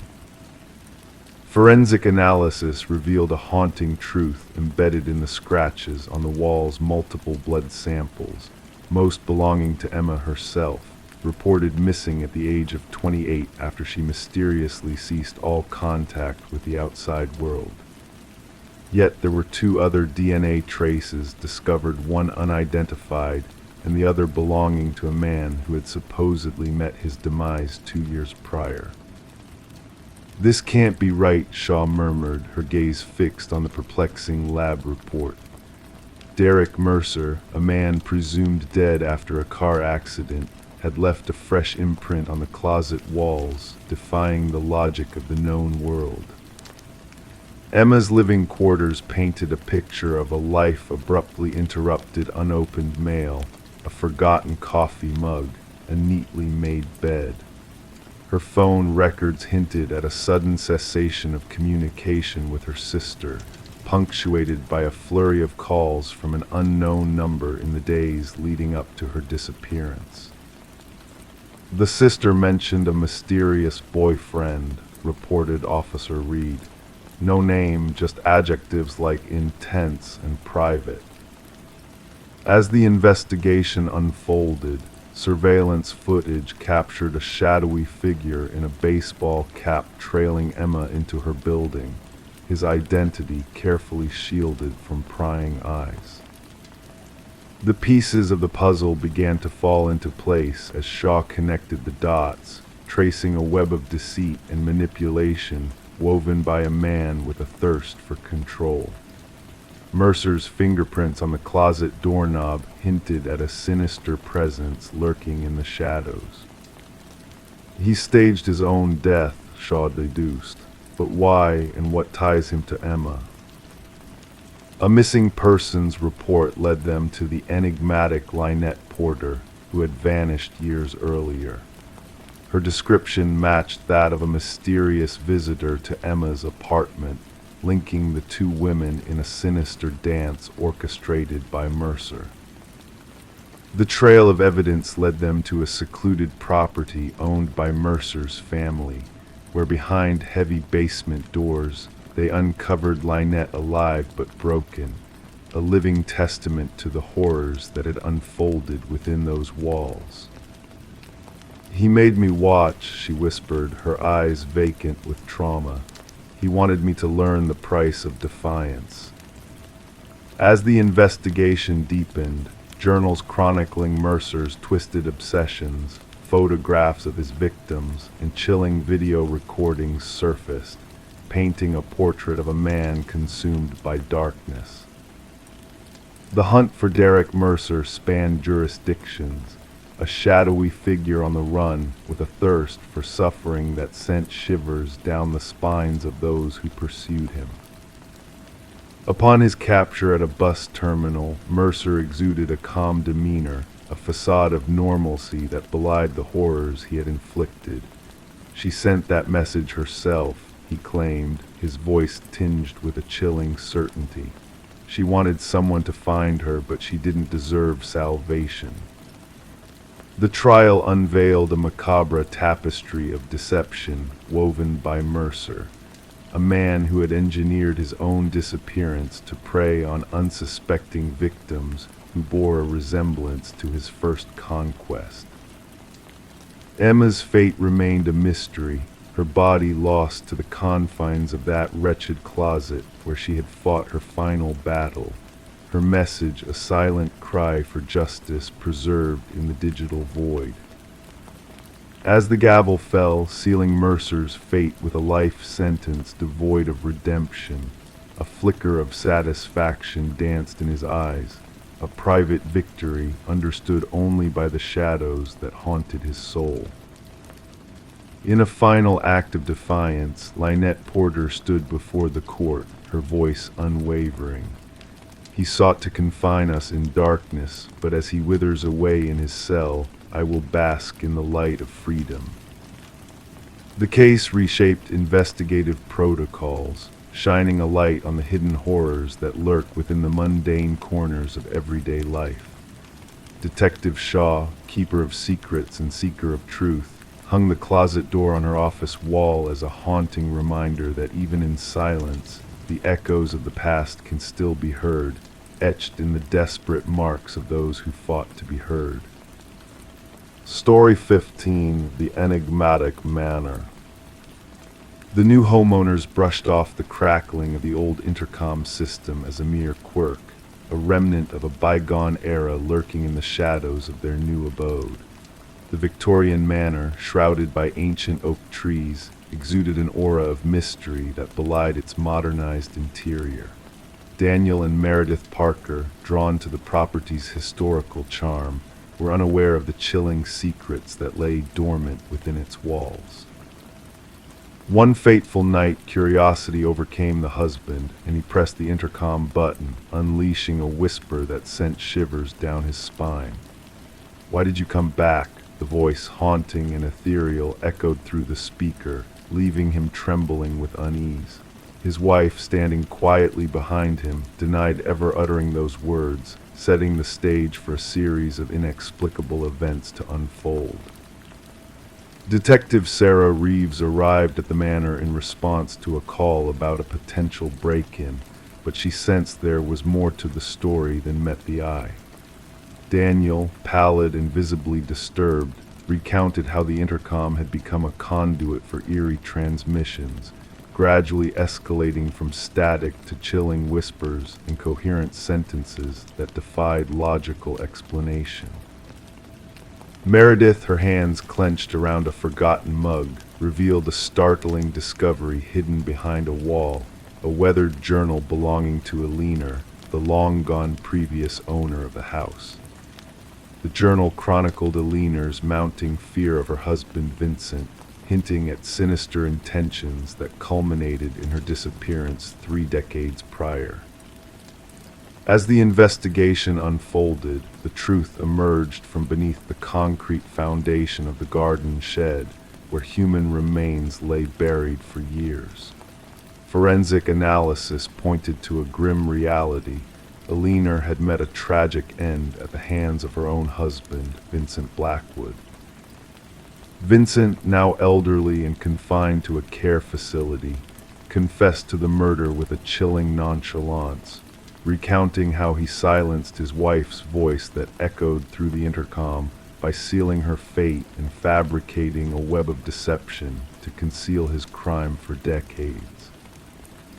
The trial swiftly concluded with Vincent pleading guilty to the heinous crime, his meticulously crafted facade crumbling under the weight of justice.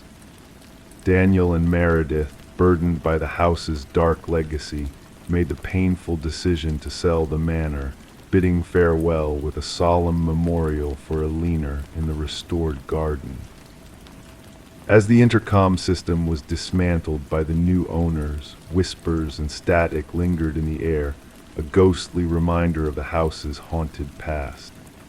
Detective Reeves, contemplating the closed case file, pondered how the manor itself had orchestrated the revelation of its long-buried secrets, earning the moniker, the house that answered back, among law enforcement circles. On her nightly drives past the manor, Detective Reeves would slow down, the window cracked open, attuned to the whispers carried on the wind, a silent tribute to the voices that refused to be silenced by time. Story 16. Renovations always have a way of revealing hidden treasures, peculiar relics from the past that whisper secrets long forgotten. In the case of Sarah and Michael, the uncovering of a mysterious letter beneath the floorboards of their newly acquired Victorian-era home was a discovery that would send shivers down their spines.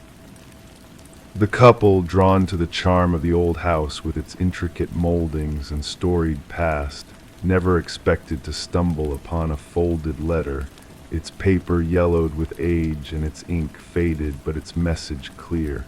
Don't trust the one who knocked. Before the weight of those words could fully sink in, 3 sharp knocks reverberated through the empty rooms, a chilling echo that left Sarah and Michael frozen in place, their hearts pounding with a mix of fear and curiosity. Detective Alina Reed, with her seasoned partner by her side, arrived on the scene to investigate the unsettling discovery. With the floorboards pried open, exposing the dark void beneath, Reed's experienced hands delicately retrieved the note, knowing that the couple's inadvertent touch had compromised any potential evidence. As Sarah and Michael recounted the eerie knocking sound, Reed observed the genuine fear etched on their faces. Background checks on the couple revealed nothing alarming, just a pair of newlyweds with solid reputations and stable lives. The true enigma lay in the history of the house itself. Previously owned by the reclusive Hargrove family for generations, the house had stood vacant for years following the passing of the last inhabitant, Margaret Hargrove, an elderly widow with no known enemies or suspicious circumstances surrounding her death. But as Reed delved deeper into the tangled web of the Hargrove family's past, a darker narrative began to unfurl. The discovery of the letter, dated 2 decades prior and bearing signs of distress in its script, hinted at buried secrets and untold fears that had long haunted the halls of the old house. Digging through county records and speaking with acquaintances of the Hargroves, Reed unearthed a troubling revelation about Franklin Hargrove, Margaret's late husband, a respected teacher with a hidden struggle against paranoia in his final years.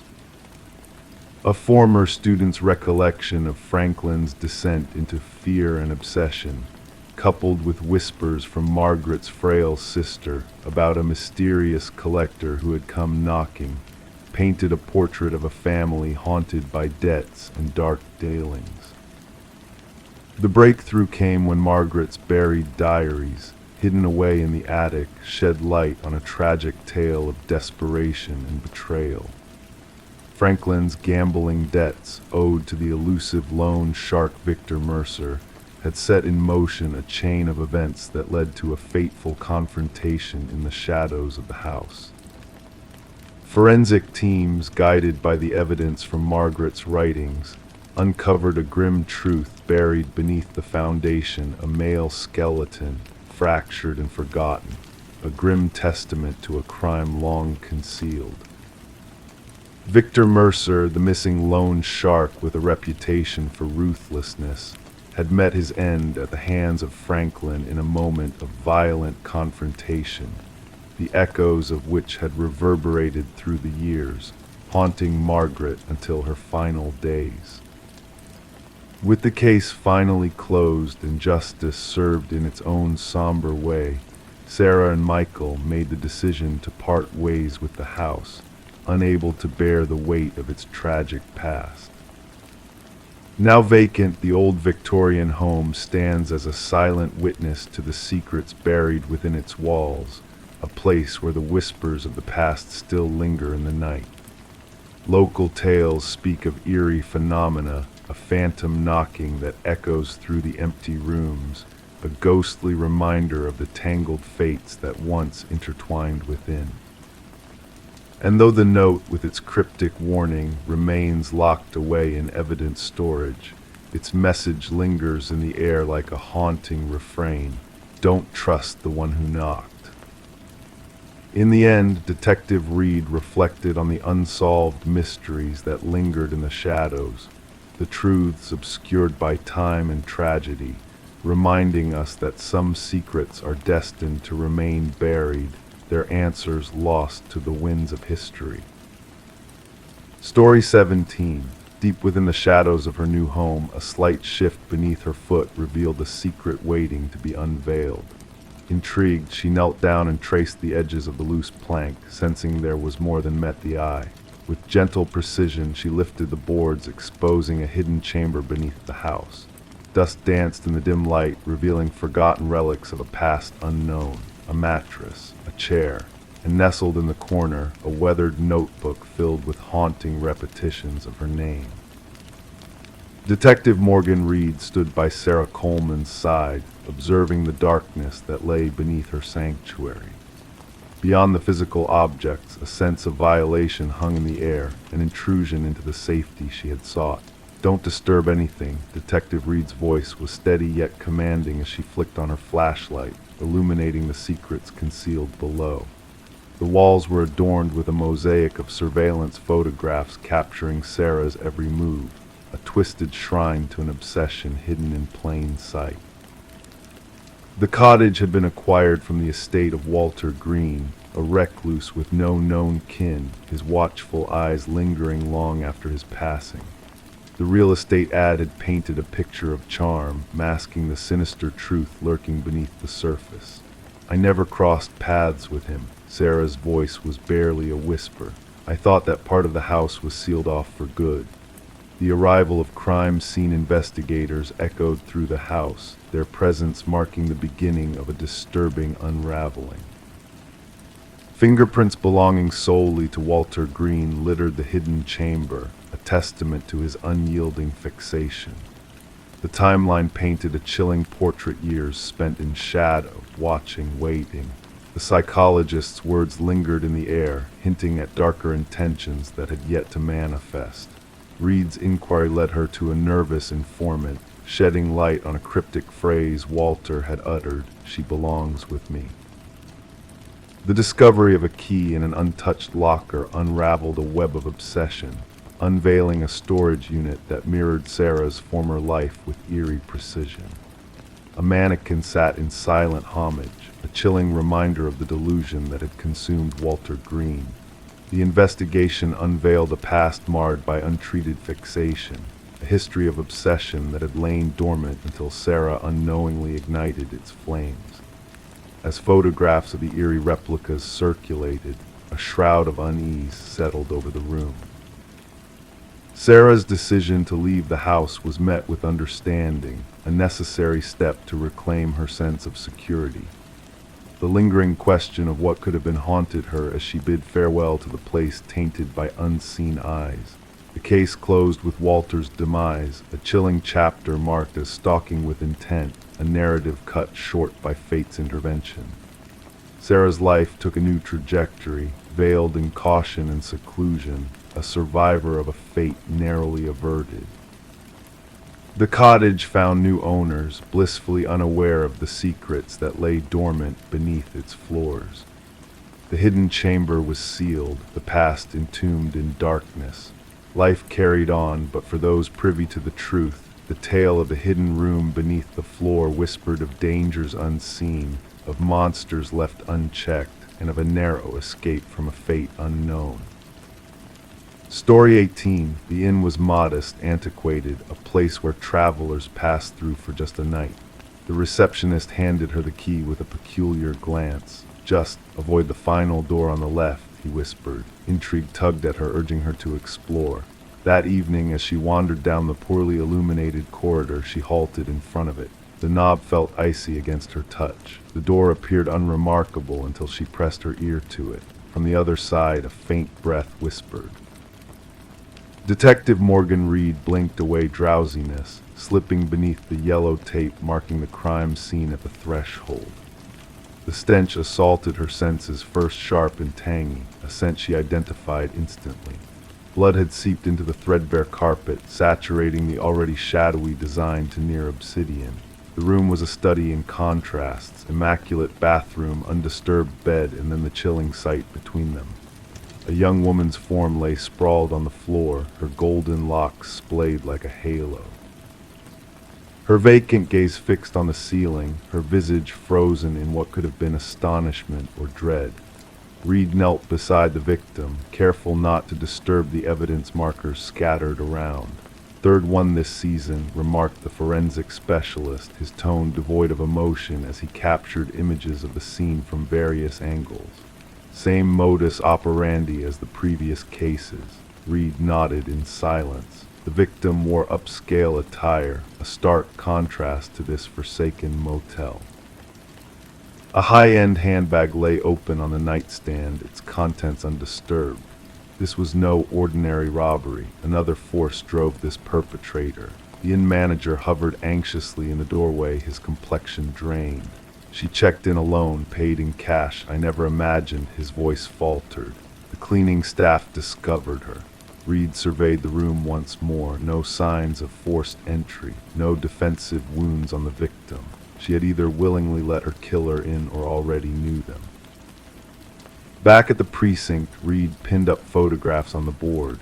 3 women, all bearing striking resemblances, all found in budget motels off the beaten path. The media started probing. Whispers of a serial predator began to circulate in the community. "The autopsy results are in," announced Detective Hayes, dropping a folder on Reed's desk. "Cause of death, manual strangulation, no DNA under the victim's nails, no indications of sexual assault." Reed furrowed her brow. "This feels personal, not your typical predatory behavior." Days melded into one another as the investigation intensified. Surveillance footage from the inn revealed nothing out of the ordinary. The victim, identified as Elaine Werner, was a meticulous financial analyst with no known adversaries. Her acquaintances described her as cautious, precise, not someone who would willingly choose to stay in such a place. A breakthrough came during Reed's interview with Werner's sister. She mentioned a man she was involved with, the sister disclosed, her hands trembling around her coffee cup. Someone from her workplace. She was secretive about it, mentioned he was complicated. "Married, I believe," Reed lined in. "Did she ever mention a name?" "She referred to him as C, that's all she let slip." The focus of the investigation shifted to Werner's workplace. Colleagues depicted her as professional, reserved. None were aware of any romantic involvement. However, upon searching Werner's desk, Reed unearthed a business card tucked inside a desk calendar. Charles Emerson, Senior Vice President. Emerson exuded a polished demeanor during questioning, concerned, cooperative, appropriately distant. His alibi seemed airtight, dinner with his spouse and another couple, yet something in his gaze unsettled Reed. "Did you have a personal relationship with Elaine Werner outside of work?" Reed inquired casually. A flicker crossed Emerson's face fleetingly, imperceptible to anyone else. "Purely professional." Later that week, forensics matched partial fingerprints from Werner's handbag to Emerson. When confronted, his facade cracked. "We were involved," he confessed, "but I ended it. She threatened to expose me to my wife." "Was that enough reason to take her life?" Reed pressed. Emerson's countenance hardened. "I never set foot in that motel." However, hotel records painted a different narrative. A credit card transaction for the adjoining room paid for with a corporate card linked to Emerson's company. Upon searching that room, they unearthed a hidden camera in the shared ventilation duct. The pieces of evidence stacked up. Fibers from Emerson's distinctive suit matched those found on Werner's body. His DNA surfaced on a drinking glass in her room. Further scrutiny of his home computer unveiled similar recordings of the two previous victims. A pattern emerged. Emerson targeted women resembling his wife in her youth. He lured them to designated motels, always selecting the room next to the last door on the left, a room prepped with surveillance gear. He filmed their encounters, then returned later to eliminate the evidence, the women themselves. In the interrogation room, Emerson's facade finally crumbled. They were threatening to ruin everything, he murmured. My reputation, my marriage, my entire life. The trial was swift but sensational. 3 families bore witness as justice unfolded in the austere courtroom. Emerson displayed no remorse, maintaining the blank expression that had served him well in the corporate realm. The judge condemned him to life imprisonment without the possibility of parole. As officers escorted him away, Reed caught his gaze. For a fleeting moment, she glimpsed something behind his mask, not humanity, but its absence, a void where empathy should have resided. The media dubbed it the door on the left case. Psychologists delved into Emerson's psyche. True crime enthusiasts dissected every detail. But for Reed, the case never truly concluded. At times, wandering down hotel corridors, she found herself tallying doors, pondering what secrets might linger behind them. In the evidence vault, shielded from public view, 3 identical keys remain labeled and archived, tangible reminders that certain doors, once opened, can never be shut again. Story 19. The tale begins in a quaint costume shop, its shelves stripped bare as it prepared to close its doors for the final time. Amidst the remnants of old inventory, a woman drawn by a mysterious force reached out and plucked a mask from a dusty shelf. Its delicate features held an unsettling lifelike quality that seemed to whisper secrets of ages past. The cashier hesitated as she placed it on the counter, a flicker of unease crossing his face. "That's not ours," he muttered, a note of apprehension in his voice. Perplexed, the woman checked the mask for a tag, but there was none to be found. With a nonchalant shrug, she decided to take it home, unaware of the shadows that would soon envelop her world. That very night, a soft sound stirred her from slumber, a whisper of fabric shifting in the darkness. Her heart raced as she realized the mask was no longer resting on the dresser where she had left it. Instead, it sat ominously on her nightstand, its inscrutable gaze fixed upon her. The woman, known as Catherine Reed, would soon become entwined in a chilling mystery that defied rational explanation. It was a concerned neighbor who stumbled upon the eerie scene the following morning. The front door of Catherine's home stood ajar, allowing a sliver of morning light to pierce the darkness within. The borrowed book in hand forgotten, the neighbor's eyes widened in shock at the sight that greeted them. Catherine lay lifeless on the bedroom floor, the mysterious mask vanished without a trace. Detective Morgan arrived on the scene as forensics meticulously documented every detail. The click of shutters punctuated the hushed whispers of the investigators as they pieced together the enigma before them. "No signs of forced entry," noted one officer, his pen scratching against the notepad. The detective's keen eyes scanned the room, noting the subtleties that hinted at a deeper truth. A drawer slightly ajar, a lipstick-stained watered glass on the nightstand, all seemingly ordinary in contrast to the tragedy that had unfolded. The medical examiner's somber demeanor hinted at the gravity of the situation. Cause of death unclear at first glance. No visible wounds, no signs of struggle, he intoned, gesturing towards Catherine's frozen expression of terror. The detective knelt beside the lifeless form, a shiver coursing through her. "Something scared her to death," she murmured, the pieces of the puzzle slowly falling into place. Catherine, an unassuming art appraiser in life, had possessed a keen eye for detail that now seemed to seal her fate. Colleagues spoke of her uncanny ability to discern authenticity, a skill that may have unwittingly led her down a path of darkness. As the investigation unfolded, a chilling pattern began to emerge, linking Catherine's death to a series of unsolved mysteries spanning decades. Security footage from the costume shop hinted at an otherworldly origin for the malevolent mask. The cashier's perplexed reaction, the owner's denial all pointed to a sinister truth lurking beneath the surface. A visit to the now empty shop revealed a tale of eerie occurrences tied to a deceased collector and a legacy of unexplained deaths. A breakthrough in the case came in the form of microscopic fibers found on Catherine's fingertips, a cryptic clue that hinted at a struggle beyond the physical realm. The lab technician's words echoed with a sense of foreboding as he described the unearthly composition of the fibers, a blend of human hair and an unknown organic substance defying identification. Records of past victims painted a harrowing picture of lives claimed by the insidious influence of the masks. Each death mirrored Catherine's own demise, a testimony to a malevolent force that transcended time and reason. A retired detective, haunted by his own encounter with the macabre, offered a key to unlocking the mystery, a journal hidden in the shadows of Catherine's apartment. Within the pages of the journal lay a chilling revelation, a testament to Catherine's descent into a world of terror and despair.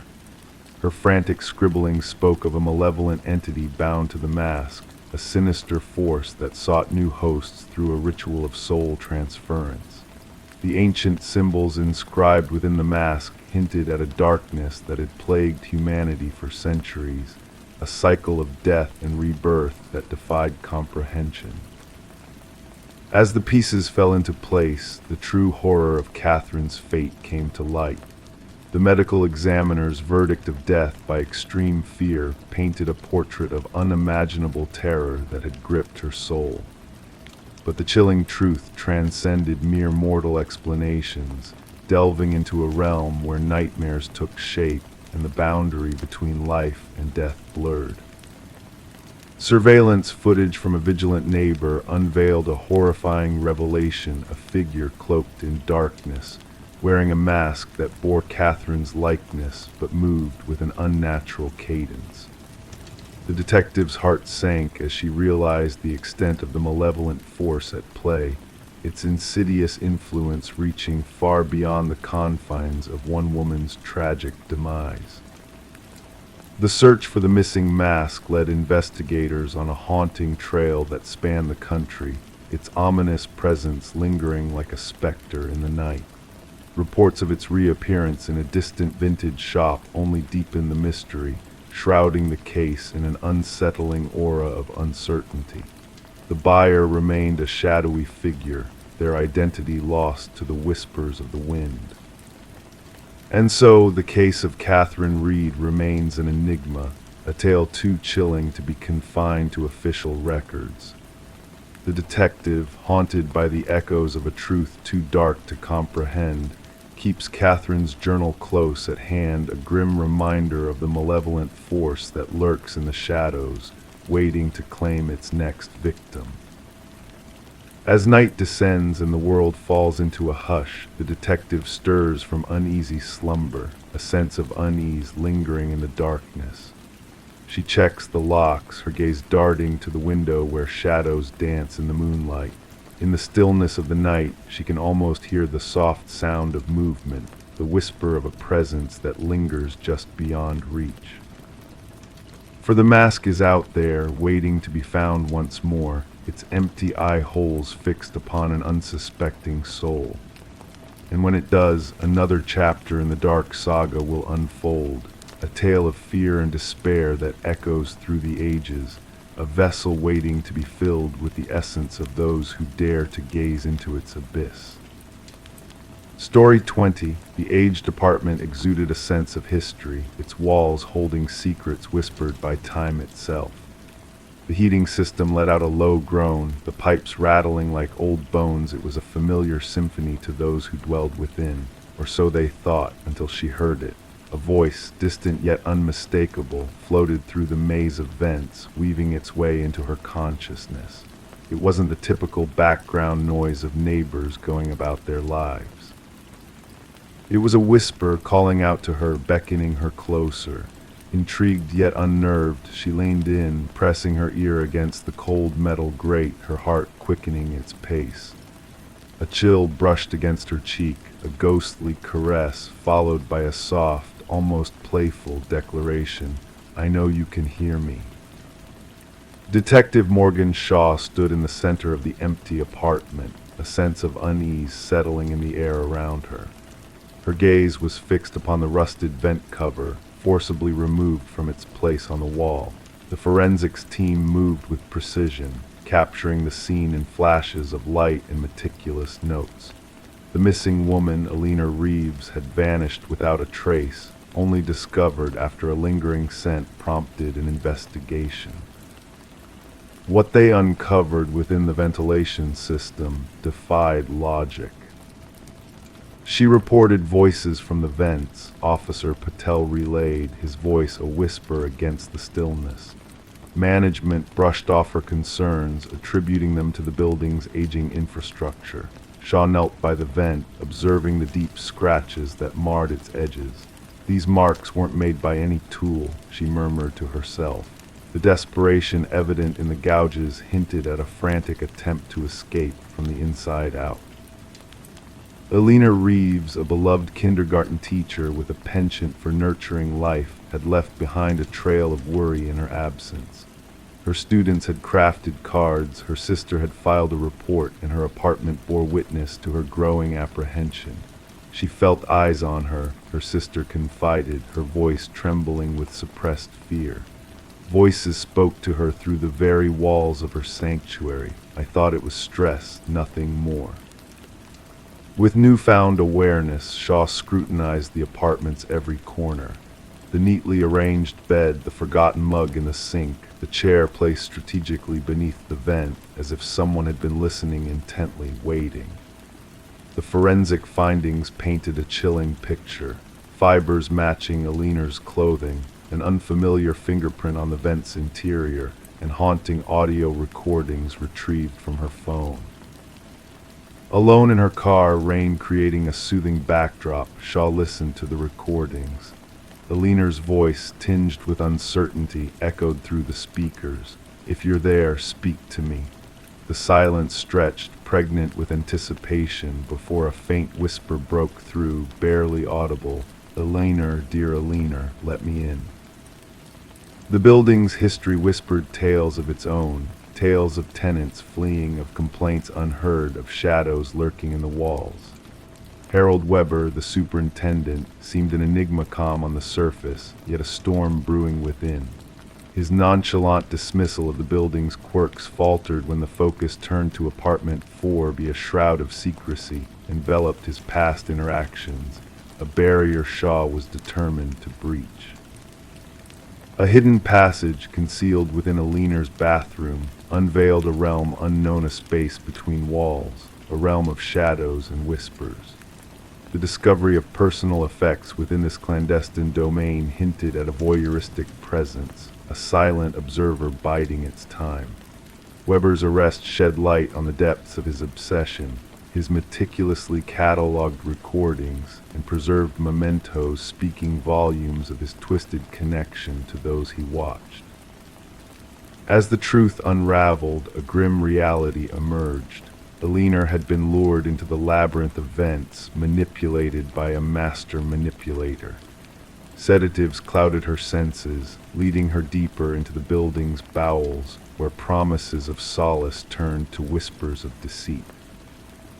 Families surfaced, sharing tales of misplaced belongings, of loved ones haunted by unseen eyes. Weber's facade crumbled in the face of justice, his delusions laid bare for all to witness. Guilty on all counts, he departed with a chilling farewell, a vow lingering in the air like a specter of the past. The apartment building now stands as a monument to its own history, a legacy of whispers and shadows that refuse to fade. Despite efforts to erase the past, echoes of a dark presence linger within its walls. The heating system groans, the pipes rattle, and residents find solace in the mundane explanations offered. But deep down, they know the whispers never truly cease, the building's memories etched into its very foundation, a haunting lullaby for those who dare to listen. Story 21. The old Polaroid held a silent secret, a relic of a forgotten birthday. Amidst the smiles and flickering candles, a chilling anomaly lurked. The daughter, inheriting a box of worn photographs, stumbled upon it. A figure lurking in the shadows behind the jovial group. A man unknown and uninvited, standing just beyond the reach of the candlelight. With each passing photo, he drew closer, a ghostly presence unnoticed by all. Sarah Winters uncovered the haunting collection while sifting through her mother's attic post-funeral. A simple cardboard box labeled Memories revealed a tapestry of faded snapshots from her childhood, capturing moments of familial joy. What should have brought solace instead unfurled a tale of dread. In the initial photo, he was a mere specter, a silhouette lingering at the edge of her 7th birthday celebration. The dark figure loomed near the glass door, features obscured, watching intently. In the subsequent image, taken moments later, he had advanced inside. By the 3rd snapshot, he stood ominously behind her uncle, a phantom presence unnoticed by the partygoers. Trembling, Sarah phoned her father, recounting the unsettling revelation. "Dad, who is this enigmatic man haunting these photos?" A pregnant pause followed, then a sharp inhale. "What man? There shouldn't be anyone besides family." Dispatching digital copies of the eerie Polaroids, Sarah awaited her father's response. His voice, tinged with unease, shattered the silence. "This can't be. We would have noticed a stranger among us." Detective Marcus Reed, a weathered soul, listened attentively as Sarah laid out the spectral evidence on his desk in the dimly lit precinct. Rain tapped against the windows, casting dancing shadows over the solemn scene. With methodical precision, the detective scrutinized each photo, his gaze narrowing. "No one recognizes this figure?" he inquired, his tone a blend of neutrality and intrigue. "No one," Sarah affirmed. As she arranged the photos in chronological order, a creeping realization dawned on the detective.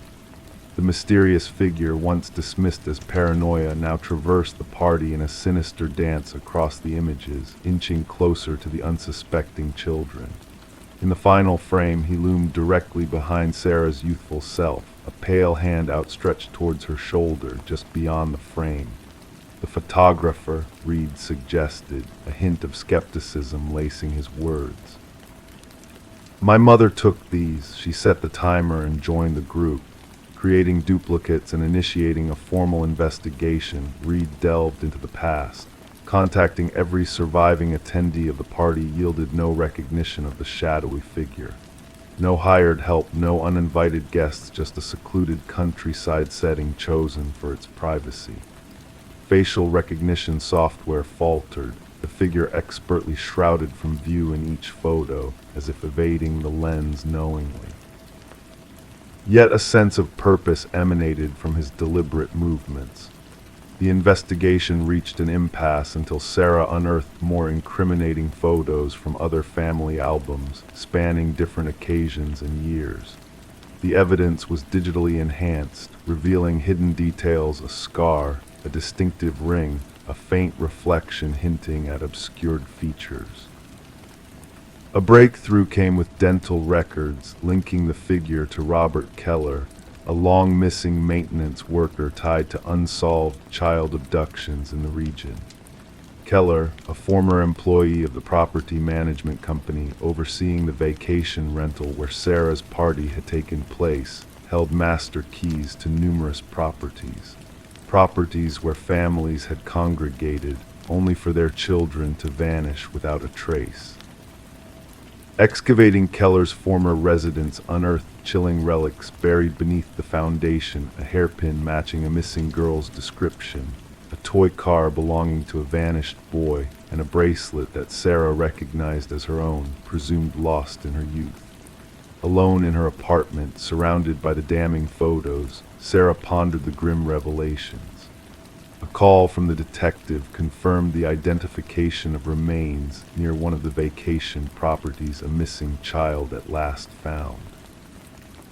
Gazing at the final birthday photo, she saw her family frozen in time, bathed in warm candlelight.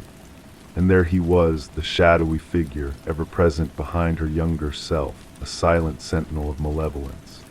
The interconnected web of unsolved cases spanning decades had finally unraveled, offering closure to grieving families. The enigmatic figure, once a ghostly specter in family photos, had been unmasked by the light of justice, his sinister legacy laid bare. With a heavy heart, Sarah returned the photos to their box, tangible proof of hidden dangers lurking within captured memories, phantom figures slipping through the cracks of time, leaving behind only whispers of their malevolent presence. Story 22. In the quiet stillness of the night, let me tell you a tale that will lull you into a deep slumber. A tale of mystery that unfolded in the shadows of an unsuspecting family's home.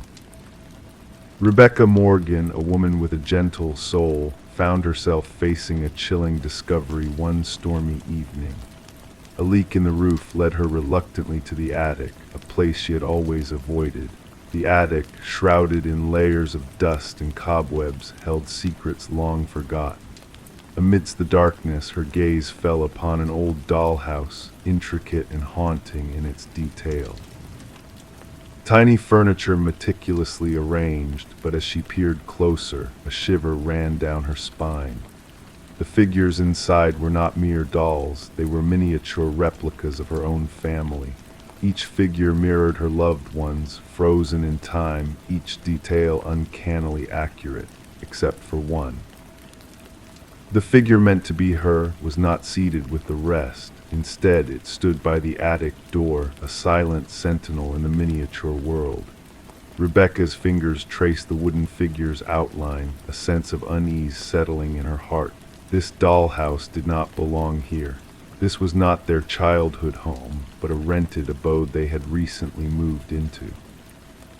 The unraveling of this enigma began with Rebecca's frantic call to the authorities. Law enforcement arrived at the suburban residence, greeted by a family in distress, huddled in fear, refusing to return to the attic. Detective Sarah Harmon, the lead investigator, initially brushed off their concerns as mere paranoia, a trick of the mind in a new environment. But as the investigation deepened, the truth emerged like a specter in the night. The miniature figures held more than just a resemblance, they held a sinister secret. Forensic teams uncovered fingerprints unknown to the family, and microscopic cameras hidden within the eyes of the tiny figures, an intricate web of surveillance that had captured the family's every move. The dollhouse was but a pawn in a twisted game of obsession. The perpetrator's meticulous planning and unyielding watch over the family sent shivers through the community. A hidden basement entrance revealed a dark truth: someone had been living beneath the family's feet, undetected and unseen. Martin Wells, the son of the previous homeowners, emerged as the mastermind behind this macabre spectacle. His obsession with the house and its occupants had spiraled into a realm of delusion and control. His hidden lair was a shrine to the lives he watched, a testament to his fractured mind. As the truth unfurled like a dark tapestry, the Morgan family found solace in a new home, far from the shadows of the past. But the echoes of the dollhouse lingered, a reminder of the fragility of safety and the depths of human darkness. And as you drift into dreams, remember this cautionary tale, a whispered warning in the night. For in the quiet corners of our world there may lurk shadows that watch and wait, unseen and unfathomable. Good night, dear listener. May your dreams be peaceful and free from the haunting gaze of unseen eyes. Story 23. The aged envelope exuded a sense of history, its worn edges tinged with a soft yellow hue, yet the stamp upon it bore the freshness of recent days. With a delicate touch, the detective unfurled its contents, revealing a solitary sheet of paper adorned with a message hastily typed in an erratic, hurried script. "I am sorry for what I did," the words whispered from the page. A subtle dampness clung to the paper, carrying with it a faint scent of iron that lingered in the air. It was then that Detective Sarah Morgan's keen eyes caught sight of a reddish smear along the paper's lower edge, a grim revelation dawning upon her. This was no ordinary ink stain. Methodically, she encased the letter in an evidence bag, her gloved hands moving with practiced precision, mindful of preserving any potential clues.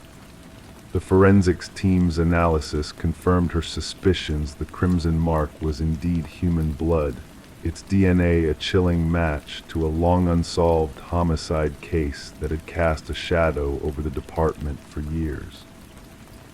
The victim, a bright young journalist named Rebecca Warren, had met a tragic end in her own home, her body bearing the cruel evidence of multiple stab wounds. It seemed her pursuit of truth through her investigative reporting had led her into the path of a ruthless killer. Despite exhaustive efforts, the case had grown cold, its secrets buried deep within the shadows of uncertainty. But now this enigmatic letter had found its way to the homicide division, its cryptic content stirring a slumbering investigation back to life. The paper and its weathered envelope yielded scant fingerprints, only ghostly smudges hinting at the sender's careful evasion. Yet the postmark provided a slender thread of hope amidst the darkness that had cloaked the case for so long. Gathering her team in the dimly lit briefing room, Detective Morgan set the stage for a new chapter in their pursuit of justice. Crime scene photos adorned the walls, a stark reminder of lives disrupted and mysteries unsolved. Pinning the letter's image at the heart of their investigation board, she spoke with a quiet intensity that hushed the room. "This changes everything," she intoned, her voice a mere whisper amidst the weight of the truth unveiled. "Our killer bears the burden of remorse." Detective James Chen, her steadfast partner in unraveling the web of mysteries that shrouded the case, cast a discerning gaze upon the letter. "Or perhaps," he ventured, his tone thoughtful, "this is but a veiled performance, a macabre dance orchestrated to deceive us." The forensics team's findings led them down a winding path, tracing the unique impression patterns of the typewritten words to a relic of a bygone era, a model long vanished from modern production, yet lingering in the shadows of antiquity. As the tendrils of the investigation unfurled, they delved deeper into Rebecca's life, piecing together fragments of her final days. Her pursuit of truth had led her into the murky depths of corruption, her investigation stirring shadows that some would kill to keep hidden. Conversations with her editor unveiled a portrait of unwavering determination, a journalist unafraid to confront the darkness that lurked in the corridors of power.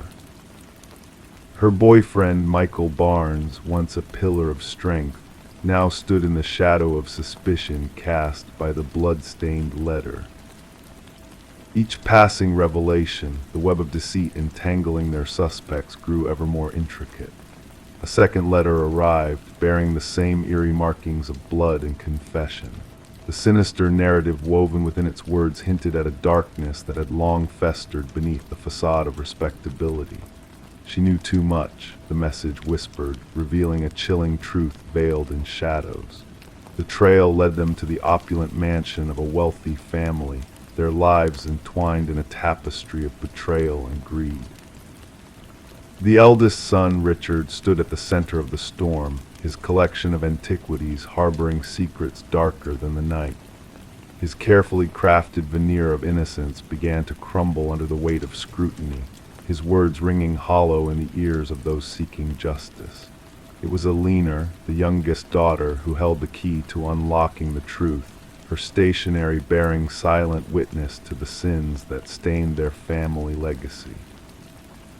A hidden chamber within Richard's domain unveiled a trove of damning evidence clippings, surveillance, and the archaic typewriter that had penned the letters of remorse and guilt. The blood of the victim, Rebecca, bore silent witness to the heinous act that had shattered her life and silenced her voice. But the true revelation lay in the tangled web of connections, linking Richard and Michael in a deadly dance of deceit and betrayal. As the pieces of the puzzle fell into place, a chilling truth emerged from the shadows. Bank records whispered of transactions steeped in malice, of secrets traded in the currency of blood. Michael's confession laid bare the extent of their collusion, a sinister pact forged in the shadows of greed and fear. And Alina's recording, a haunting echo of treachery, sealed Richard's fate with a finality that brooked no denial. In the hushed confines of the courtroom, justice unfurled its wings, casting a pall over the once proud figure of Richard as he faced the consequences of his crimes. The weight of guilt bore down upon him, a burden too heavy for even his practiced facade to bear. The jury's verdict rang clear and true, a beacon of truth amidst the shadows of deceit. As Rebecca's parents gazed upon the man who had snuffed out their daughter's light, a somber sense of closure settled upon their hearts. The blood-stained letters, now silent relics of a dark chapter in their lives, bore witness to the fragility of secrets and the enduring power of justice. The case of Rebecca Warren stood as a testament to the unyielding pursuit of truth, a beacon of hope amidst the darkness that too often shrouds our world. And in the quiet of the night, as the echoes of justice faded into the shadows, a single truth remained: remorse, whether genuine or feigned, would always be the undoing of those who dared to dance with darkness. Story 24, The Mystery of the Whispering House. She had a desire to freshen up the nursery before the new arrival. The walls wore a faded blue, a hue that whispered of bygone tales hidden within its layers. As she applied the first coat of white paint, a hidden message emerged from beneath the letters, initially faint, then growing sharper and more defined. The message read, "Don't let it hear you." Her breath caught in her throat. Stepping back, she noticed something unsettling: tiny handprints imprinted in the fresh paint, positioned too high for any child to reach. This discovery within the nursery of the Morgan residence marked the inception of what would later be known as the Whispering House case. The young couple had acquired the Victorian-style home at a surprisingly low price just a few months prior. The real estate agent had only mentioned minor cosmetic issues, omitting any mention of the property's dark past. Detective Sarah Klein arrived at the house, notebook in hand, and pressed the doorbell. A woman, her pregnant belly protruding beneath paint-stained overalls, answered the door. Dark circles framed her eyes, a testament to her sleepless nights. The detective observed the woman's trembling hands as she recounted finding the mysterious message and handprints. According to the woman, the previous owners had abruptly departed, leaving under the cover of night with just essential belongings packed into their car. The detective explored the historic home, her footsteps echoing on aged floorboards. Standing in the nursery, she scrutinized the partially painted wall where the cryptic message and handprints remained visible. Back at the precinct, Detective Klein delved into records regarding the property. The house had changed owners 8 times in 30 years, an unusually high turnover rate. What was even more unsettling were the child welfare reports linked to 3 of those families, detailing children hearing whispers from the walls and feeling watched as they slept. Further investigation unveiled that the house once belonged to Eleanor Blackwood, a wealthy widow who had operated an orphanage on the premises during the early industrial era. Newspaper clippings referenced the disappearance of 5 children under her care, presumed to have run away. As Eleanor passed away, workers renovating the house discovered a sealed room hidden behind the nursery wall, containing children's belongings but no remains. The case had remained unsolved, buried in dusty archives for years. Interviews with former residents revealed a chilling pattern. Families with children reported strange occurrences, toys moving on their own, laughter echoing through empty corridors, and drawings appearing mysteriously on walls. Most dismissed these incidents as mere imagination until the ominous messages surfaced during repainting. A forensic linguist confirmed that the handwriting matched samples found in Eleanor Blackwood's journals. The identical handprints found over the years, despite different children residing in the home, added to the mystery. The investigation took a dark turn when the detectives secured permission from the current owners to conduct ground-penetrating radar scans in the basement. The results indicated child-sized anomalies beneath the concrete floor. Upon digging, 5 sets of small remains were unearthed, confirming the tragic fate of the missing children from Eleanor's orphanage. Luminol was used in the nursery, revealing countless handprints glowing in the darkness, hidden beneath layers of paint.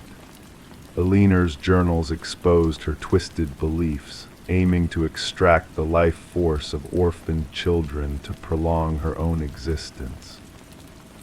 The case concluded with a proper burial for the victims, finally acknowledging them as murder victims rather than runaways. The house stood empty, the pregnant couple reluctant to return for their belongings. Detective Klein completed her final report, documenting the eerie handprints and message under the paint. The nursery walls were demolished, yet workers reported hearing ghostly whispers emanating from the debris, refusing to return after their shifts. The house was eventually condemned, becoming another enigmatic cold case of tangible closure, yet leaving unanswered spiritual questions. The detective held onto one photograph from the investigation, a haunting image of 5 luminous handprints in the dark, a stark reminder that some crimes leave indelible marks that not even fresh paint can erase. Story 25. In the quiet of the night, a flicker danced across the baby monitor's screen, catching the mother's attention. At first, she brushed it off as a technical glitch, a mere blip in the digital realm. But then the air crackled with an eerie static, and a soft voice floated through the darkness, whispering, "SHHH, go back to sleep." A chill crept down her spine, freezing her in place. With a racing heart, she hurried to her son's room, dread pooling in her stomach. Yet when she reached the nursery, all she found was an empty crib bathed in the soft glow of the nightlight. The window stood closed, the door securely locked. The only anomaly was a stuffed rabbit discarded on the floor, its once innocent eyes now gleaming with a sinister stillness. In a frenzy of fear and desperation, Rebecca's anguished screams pierced the night, echoing through the silent walls of her home. The neighbors, roused from their slumber by her cries, dialed emergency services without hesitation. And when the authorities arrived, they discovered a mother broken, clutching the stuffed rabbit tightly, her world shattered by the inexplicable disappearance of her 4-month-old son, Samuel. The investigation that followed seemed shrouded in mystery, a puzzle with missing pieces that refused to fit together. No signs of forced entry marred the tranquil facade of the home. The security system remained steadfastly engaged, its vigil unbroken. and the footage from the baby monitor offered only a glimpse of that haunting whisper and the crackle of interference, leaving more questions than answers in its wake. Suspicions cast long shadows over Rebecca, her every action scrutinized through a lens of doubt. Her husband, Daniel, absent on business at the time, became a specter of suspicion looming over their fractured marriage. Whispers of postpartum depression lingered in the air, casting a pall over her maternal grief. But then a glimmer of hope emerged from the darkness. Tiny fibers alien to the household clung to the nursery windowsill, whispering of an intruder's silent ascent from the shadows outside. The investigation pivoted, following the trail of these minuscule clues into the realm of the unknown. As the pieces of the puzzle began to align, a new figure stepped into the spotlight. Daniel, returning from his business trip with a storm of confusion swirling in his wake. His hands bore the calluses of a secret hobby, a newfound passion for rock climbing that raised eyebrows and suspicions in equal measure. The threads of deception wove a tangled web around Daniel, revealing a tapestry of betrayal and greed.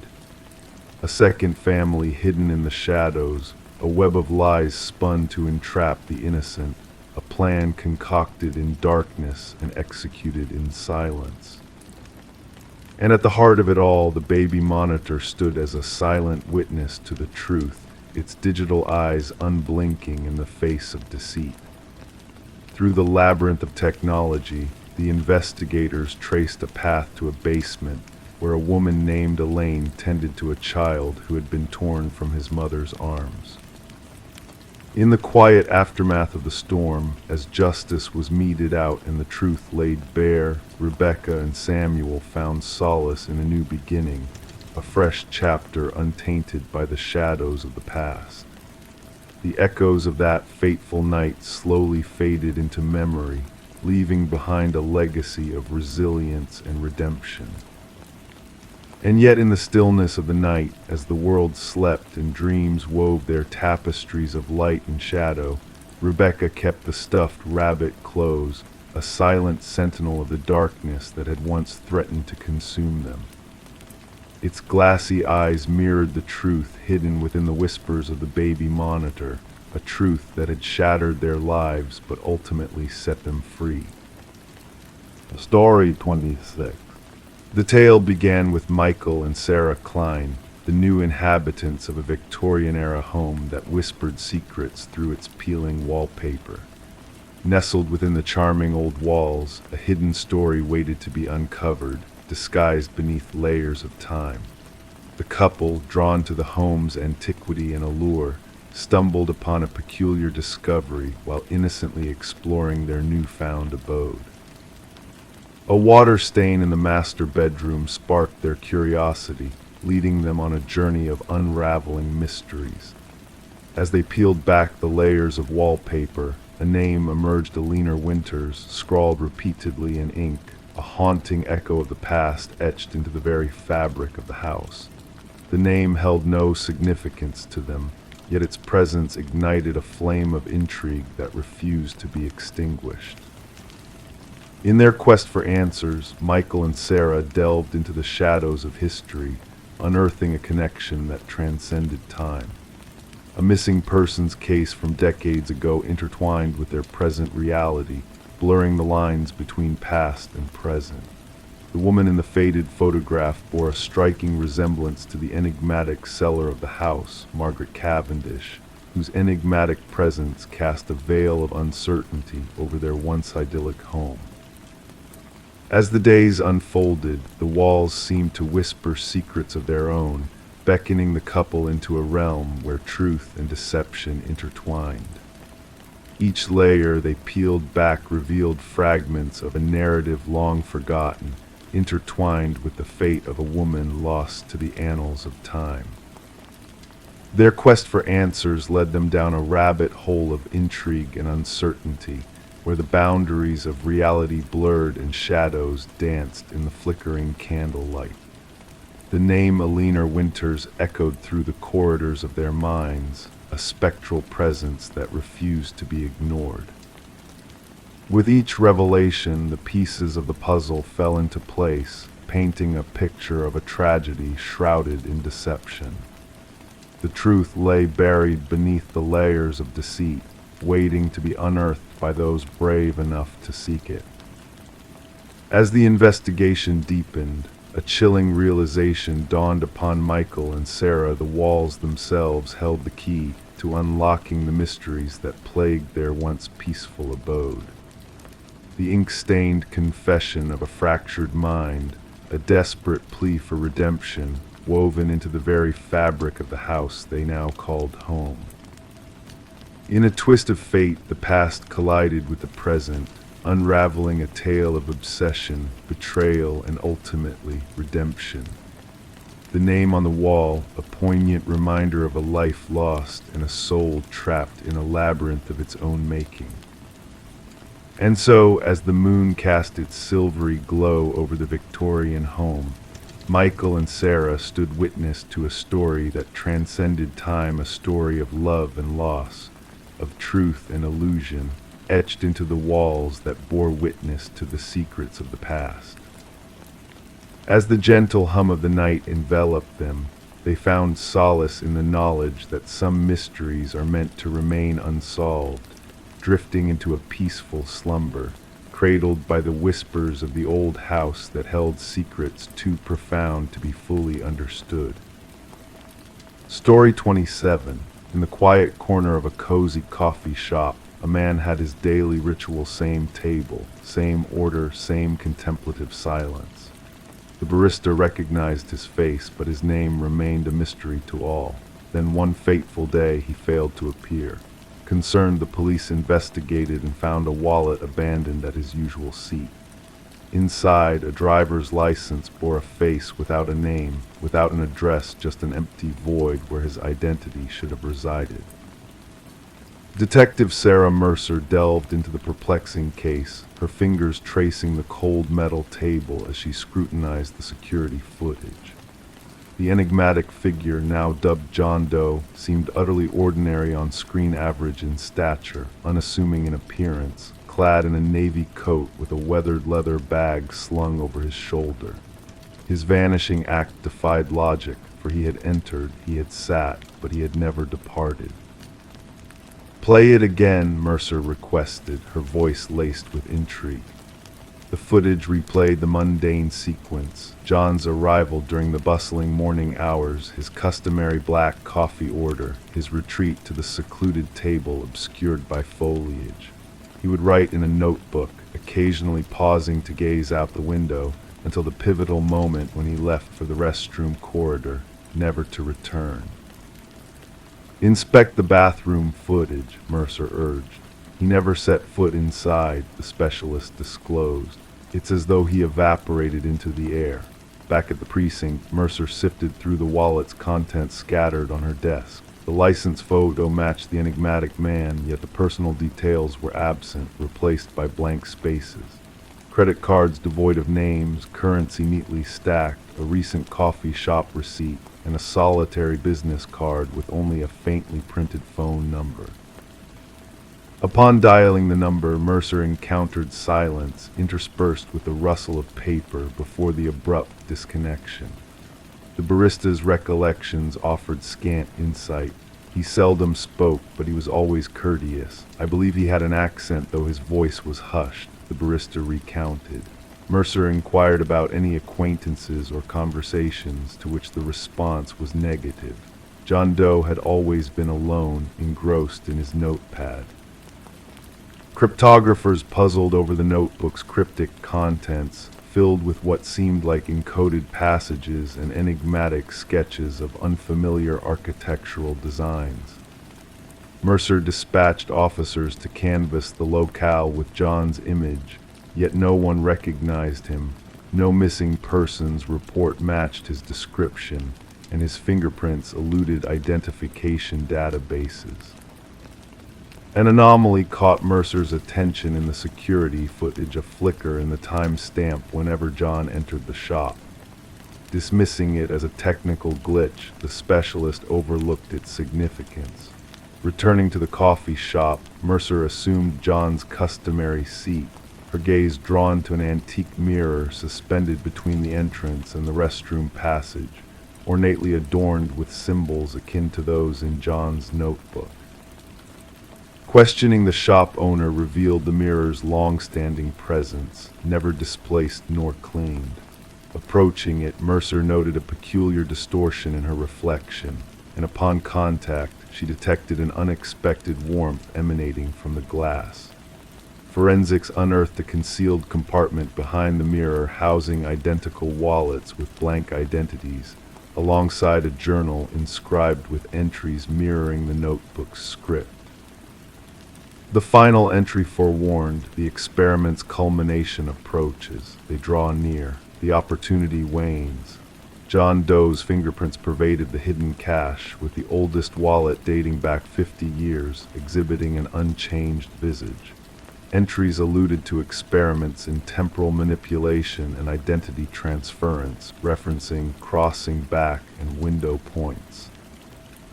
As peculiar phenomena escalated around the coffee shop, reflections moving autonomously, sightings of an absent John Doe, the case took a pivotal turn when a retired physicist, Margaret Keller, divulged vital information. John Doe, or rather Daniel Weston, a brilliant physicist exploring quantum mirror technology, had vanished during a theoretical project on interdimensional travel. Weston's belief in parallel realities and the coffee shop's role as a dimensional nexus unveiled a startling revelation. The shop was erected atop his former research laboratory. Mercer unraveled the mystery further, unearthing the laboratory's ties to Weston's disappearance. The case's climax occurred when Mercer, scrutinizing the security footage, discerned a spectral duality of John Doe observing his seated self in the mirror's reflection. Rushing to the coffee shop, Mercer discovered the shattered mirror bearing a final note scribed in familiar hand. The experiment concludes, the aperture seals shut, do not pursue. The enigma of the vanishing man lingered unsolved. As the coffee shop shuttered, the building razed, and Weston's fate eluded discovery. Mercer, haunted by the enigma, resigned from the force, engrossed in her own enigmatic writings, reminiscent of Weston's legacy. Neighbors glimpsed Mercer with her frantic scribbling, a fragment of the antique mirror adorning her wall, a spectral echo of a mystery transcending time and reality.